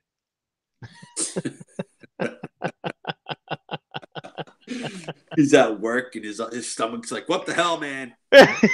There's no beer in my system, man. Feed up. You're really pissing me off right now. And not only do I need a beer, but I need like ultimate nachos in there as well. Like, yo, if you're gonna bother putting a beer in me, put ultimate nachos in there as well. Like, come on.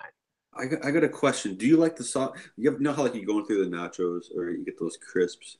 For me, I love that one soft nacho that has all the stuff on it. Yeah. You go for it. It's just soggy nacho. You're like, oh yeah, that's it right here. Yeah. Or it's like the Irish fries, right? Like they're basically the same damn thing without the salsa, right? The Irish fries they don't have the salsa, so what, right? Like, give me a break with this stuff. But in any case, I order both of them. Who gives a rip, right? Okay, you don't have nachos, but you have Irish fries. Okay, give me the Irish fries. I've never heard of Irish fries. Yeah, whatever. You go to an Irish place and they'll have some sort of potato covered with all the stuff that nachos have without the salsa. Oh, that's basically the recipe, right? Oh, bacon. They'll have bacon on there, right? But some nachos have bacon on there with salsa as well. Yeah. So what do, right? And you order salsa on the side, and they're more than happy to give it to you. So what do? It's the same thing. It's fries instead of nachos, right? It's the fries instead of chips. Who cares? The bottom line is that you get these nice, chewy, kind of, if you're fortunate, crispy bits of potato, right? I'm going to say something real quick. Nobody else on all of YouTube is doing this right now. Goddamn. This is where it's. You want to talk about random stuff, food, every goddamn thing in the book. You come here, all right? Nobody else. I swear to God, nobody else. All the way from China to Hawaii. Yeah. That's the truth. It's the damn truth. Yeah. Andrew wants a link. Let me put Andrew a link in here. I don't know. We've been trying to get off here for a while, Andrew, so I have to admit. But there's a link. So just to give you a warning, because we've been trying to get off here, and I'm inclined to get off here in the next few minutes. But there's been all this interesting stuff that we have to get to, and that's the differences between nachos and Irish fries, for Christ's sake. Give me a break. Like, these are basics of American bar food. And you have to get to these things. You have to cut to the chase on these things. Well, Andrew was quick to the. You haven't been trying to get off this, Joe.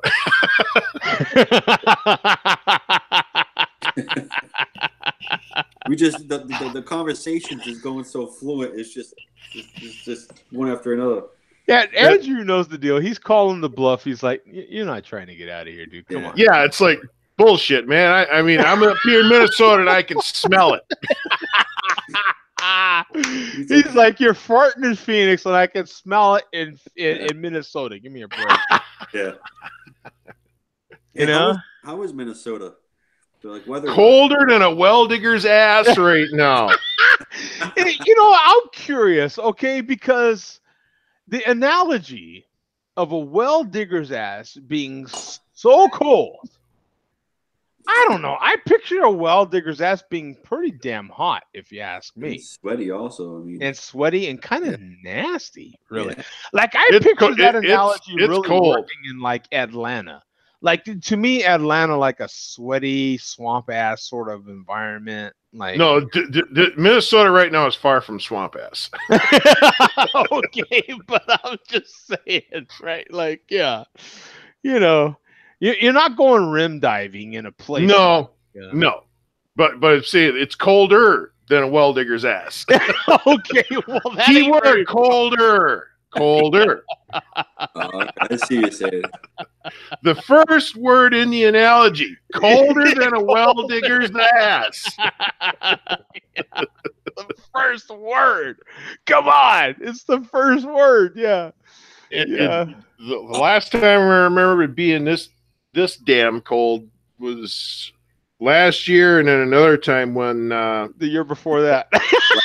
no, I had Last year, same a vehicle I scrapped a while ago. I had to put an alternator in it, and my brother gave me a hand with it because we couldn't pull the serpentine belt, Hey, and it was would like that be 50 below Hand of the zero. Queen? Yeah, that's the one thing that most people don't realize. Like when you live in cold weather, your Yeah. battery, your alternators, Everything. die. fits. Yeah. They die. That's why They die, and they die hard. Yeah. it's exactly why I give the analogy of like we're like Minnesota and Phoenix are the same environment. Minnesota is the extreme cold of this country. That's the way I think of it. The times that I've been in Minnesota in the winter have been the worst Temperature? Oh yeah, so it's really cold out there. the That's worst cold that I've been in. And I'm not seeing That's 3 degrees. yeah, 3 degrees. There you go. Now, Yeah, and there's a wind chill factor out there too, and Yeah, the wind chill -6. factor. Feels like 8. Wow. Yeah, and if you're in certain spots and the wind is really howling, oh, it can feel like about 20, 30 below easy. and that's just It- today. it's- Yeah, That's just today. Today and can be a hum- warm day. and the humidity is 49%, so that actually adds to the wind chill factor Yeah, there you as go. far as the cold. And that's why I say like Phoenix and the Twin Cities, Minnesota, even north of Minnesota, we're the same You got because Wisconsin. Phoenix is just as hot as Minnesota is cold. Period. Well, Like- in Minnesota, here in the upper Midwest, there is a term used that Southerners will not understand, and it is not a barbershop quartet. It is called the Alberta Clippers. Yeah. You say that to some Southerners, and they're like, "What, is barbershop quartet coming in town?" They use that the terminology because our weather systems literally come from Alberta. Yeah, Calgary, right? Yep. Yep. Well, Alberta, The whole place, yeah. Alberta. The whole 'Cause when they province, come yeah. down, it's like they're coming down. They're coming down from the northwest, going southeast, and they come through. I mean, they come through like a Yeah. freight train. It's very, very cold. I have the coldest winter I have experienced as a truck driver was in Minnesota. I was in northern Minnesota, central Minnesota, getting a load of candy, believe it or not, hard candy. Get that. And I'm sorry. Is it long? I'm all here for the long black. Oh, it wasn't long black hard candy. It was actually very fruity hard candy. oh, you get the fruity stuff. Yeah, it was the fruity I stuff, see how yeah. you're going there, Joe. It was the very fruity stuff, which would go kind of towards your well digger's ass. Just saying. That kind of works with your well digger's ass sort of analogy. Yep. But in any case, it was the coldest it was the coldest temperature I've ever been in, and that was 60 below with the wind chill. It was 60 below. It was it was so cold. It was fire in your lungs. That's the only way to describe it. You were outside breathing, and it was like breathing in fire. It was that cold. It was insane. It was the most cold I've ever been in ever in my life, without a doubt, without question. It was that cold. And then you got some of these over the road drivers. They just love the winter, and you'd think you'd despise it. Yeah, but I was an over the road driver. I despised it pretty much. Yeah, but there are some guys who just love it.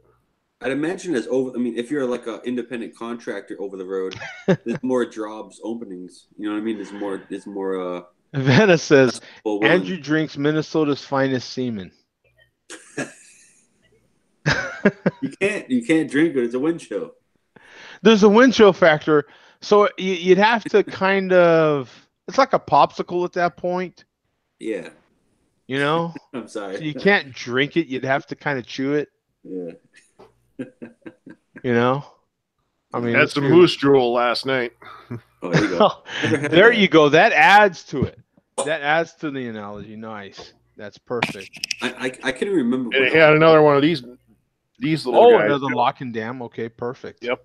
I can remember when I was in like the 7th grade, and on the intercom, the principal came on and said the next day was canceled because we had negative like 45 to 50 degree wind chills. And like, just saying, like, you literally go outside, all right, and say like you dumped a bucket of water on your head, and then you went outside, you'd be frozen on your body within 30 seconds. Oh, it's minute. If you went outside regularly. The guys you really got to feel the guys you really got to feel sorry for are firefighters. Without having Andrew analogize anything, I can tell you I was there. This is in the mid 90s. What I had experienced, what I had heard about driving truck from some of the old timers, and I had experienced it in those last 2 winters on the road in Minnesota each time, was frozen fog. It's literally you're running into the air that's just frozen. And it's the weirdest thing ever. You're driving down the road and this ice is hitting your windshield and it's just sitting there. The moisture in the air is just frozen and it's just sitting there hitting your windshield. It's crazy. There are some videos on YouTube where ice fog has literally caused severe chain reaction accidents like you can't believe. It is really. It's bad shit. It's bad. It was, that it's I don't know. It's really hard to describe, but when you see it, you know it because you've heard about it. And it was like, wow, this is insane. I'm actually experiencing this right now. It was pretty damn cold. And as a truck driver that's over the road, I was buying more than I needed of the diesel treatment to put in my tank. So they anti-gel. I was putting 1 gallon per tank. I didn't give a damn. I was like, I am not gelling up, man. Because your diesel fuel will turn to jello. It'll just turn to jello, and your motor is not processing. It's not made to process jello. No, it's not. So when your diesel gels up, diesel will gel up quicker than gasoline. So when it gets cold, that's why up in the north they have these fuel. What do you call them, Andrew? Fuel warmers, or what do you call them? Tank heaters. Tank heaters. There you go. They have tank heaters on their vehicles. It's like standard issue up there. Or if you don't have them, you need to install them because your fuel will gel up on you, and that's it for you, son. You're done. Another thing up here is for diesel vehicle is, and even gas is block heaters. Block heaters. There you go. Yeah. And truck drivers that live up here, they do have fuel tank heaters on their rigs as well. Yeah, it's you have to have them. Even with just gas, if like they literally tell you have it more than a quarter tank in your gas tank because your fuel lines will literally freeze. It's not just that; it's all the condensation that sticks to your tank, and it'll actually leak through, even though your tank is solid. Mm-hmm. So it's interesting, but now we don't have those issues as far as freezing tanks, of course, but you have a lot of issues that happen to you when you're in extreme weather, whether it be extreme cold or extreme heat. Here in Phoenix, with the extreme heat, your batteries wear out just as fast. I've been here 5 years now. I've been through 3 batteries. On your personal vehicle? Yes. Holy shit. Wow. Your batteries wear out just as fast. When you think about it, your batteries and certain parts that you have, just in general, are rated from a certain temperature to a certain temperature, right? So a certain cold to a certain heat. When you're heating, when you're reaching either one of those extremes, those things will fail. Mm. And in here, we have that extreme heat. So you hit that extreme heat constantly, things fail. This is the extreme. This is the other extreme of those same devices on the other end, on the heat end. And so things fail here. Like you don't put patio furniture out. If you put patio, it'll melt.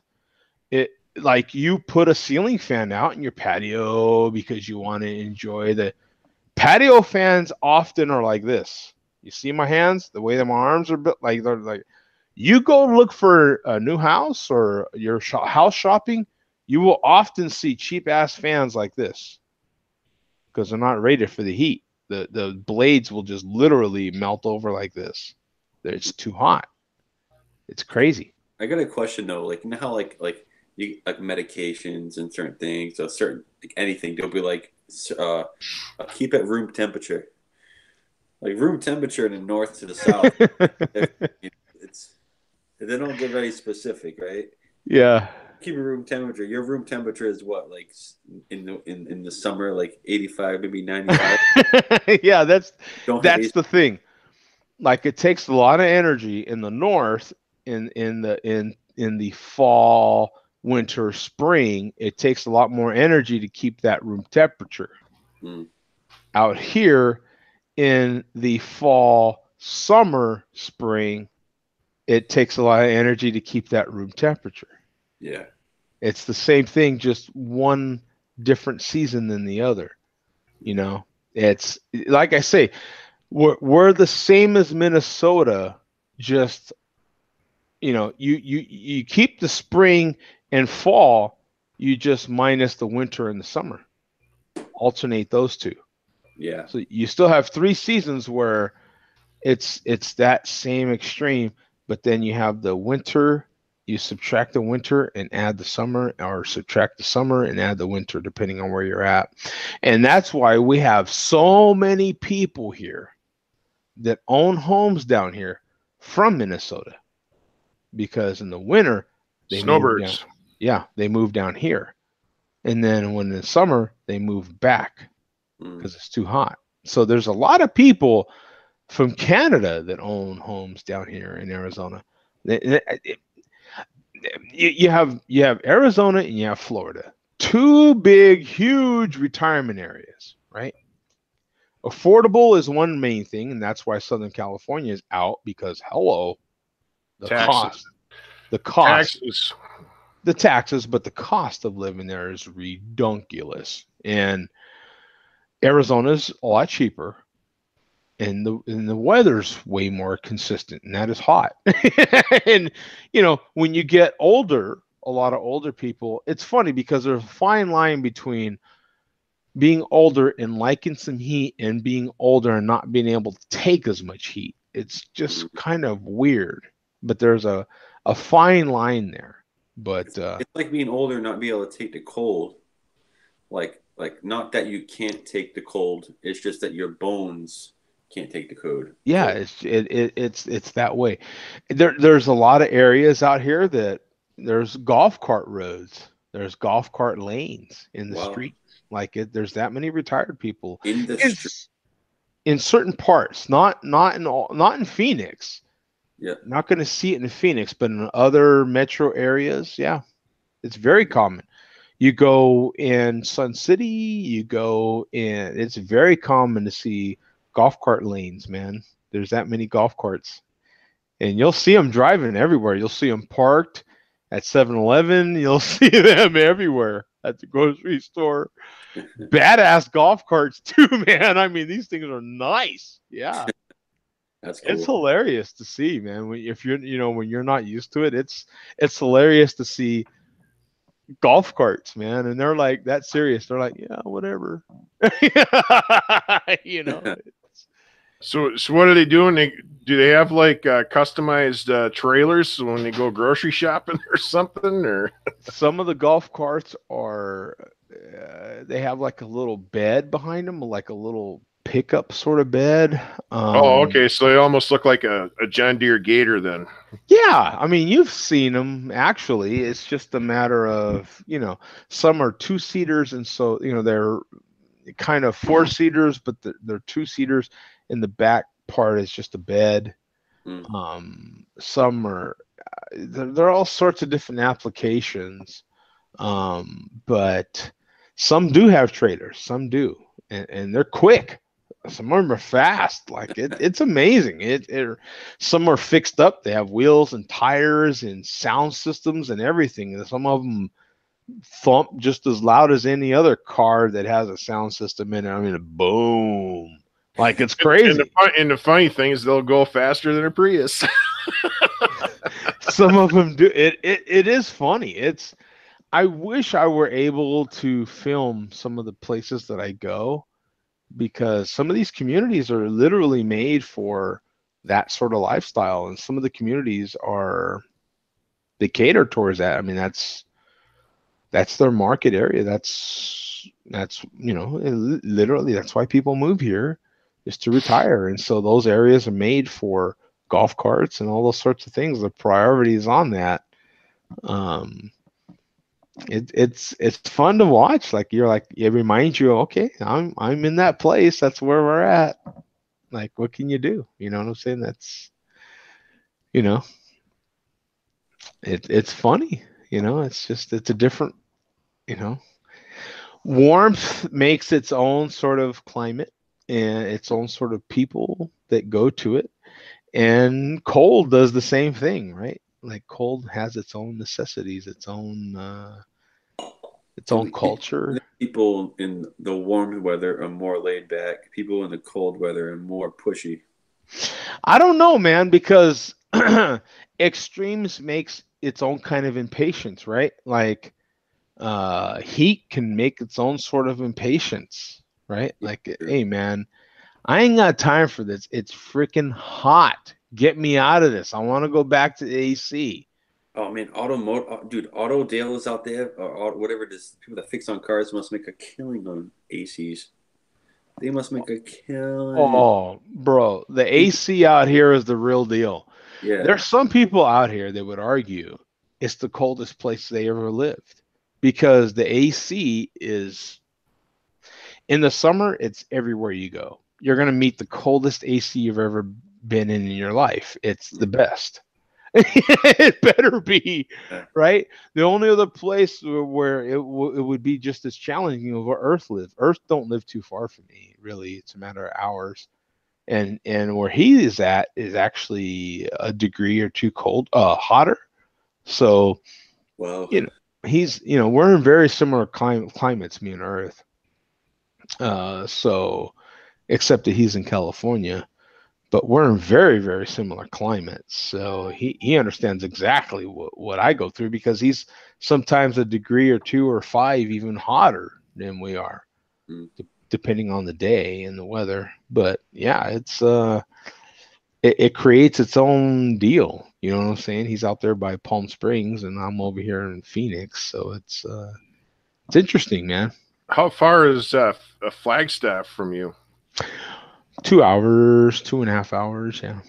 Yeah, I heard Flagstaff is a decent place to live because up there, I mean, it snows a little bit because you're up on a plateau, Yeah. but also in the afternoon, you'll be in shorts and a t-shirt. Yeah, now Flagstaff is a little higher than Albuquerque even. So Albuquerque is 5,000 feet. Flagstaff is, depending on where you're at up there, 7,000-ish feet. So there's stuff that happens in Flag. Oh, so you're more than a mile up. That's up there. Yeah, that's literally mile high. Like Denver. Yeah, or Albuquerque. Albuquerque's a mile high as well. So it's. Oh, I didn't know that. Yeah, Albuquerque's just as high as Denver. We're the exact same. Oh, so when you went to Denver, you get used to that. Yep. Because when I went out there, you can definitely, when you drink, it doesn't hit you harder, but it weighs on you more. Like, you know that you drank 3-4 beers. Yeah. You know what I mean? Like, it doesn't, not necessarily like gets you drunk faster, but like it's hard to explain. It's the altitude, man. The altitude definitely hits you differently. Yeah, and it didn't me. I felt right at home up there. Like if you notice, you guys were colder than I was up there, and I've been in Phoenix. You've been training for years. Yeah, it was very much like going home to me. Yeah, very much. At the same time, I just went back home a week ago, and I was freezing my ass off. So it was not freezing my ass off, but it was cold. You know what I'm saying? I was like, okay, when are we getting indoors? You know what I'm saying? Like, let's go inside. It's cold. You know what I'm saying? So, but it's definitely interesting, man. Good times, man. Good times. Coach says, keep it going. I'll be on in 2 hours. You're a funny man. Yeah, Coach is cool, man. Coach is very cool. What do you think of my reply to Havana? Oh, Havana? Yeah, malt liquor is horse piss, he said. Anyway, guys, we're out of here, man. Thank you so much for jumping in. I appreciate it. Thank you, Andrew, Tom. I appreciate it. Neri was on here, of course, and so was Zach, man. Thank you, guys. I appreciate it. Everyone in the chat. Havana's in there now. We had Chris Clark. We had, you name it. We had so many people in on the chat. Mir Rags, our new friend, Near Rags. Cecil Sav.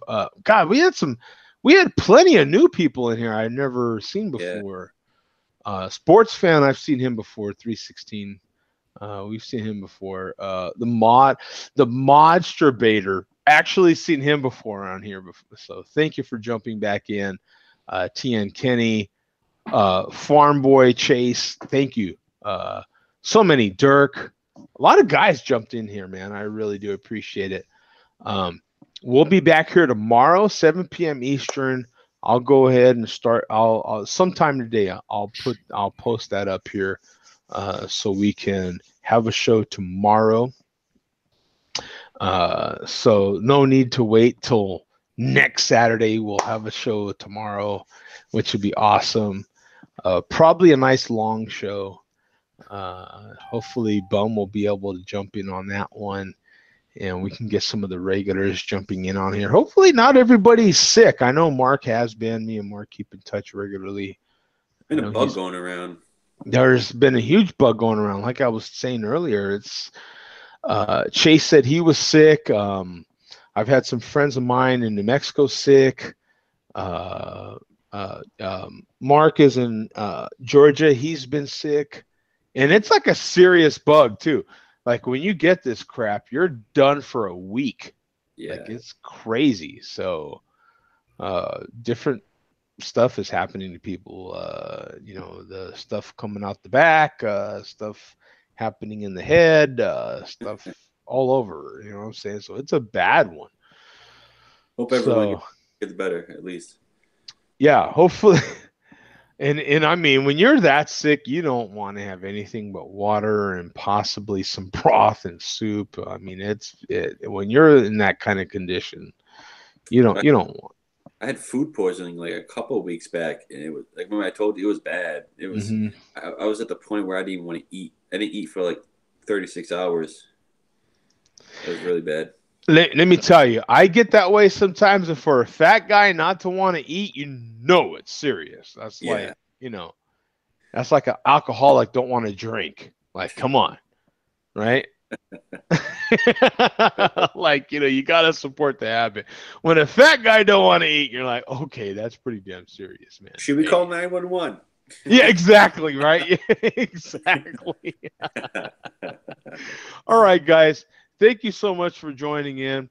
Remember to go to the Joe D Reviews Facebook page. You can see some video of my new turntable if you're interested in that sort of vinyl thing.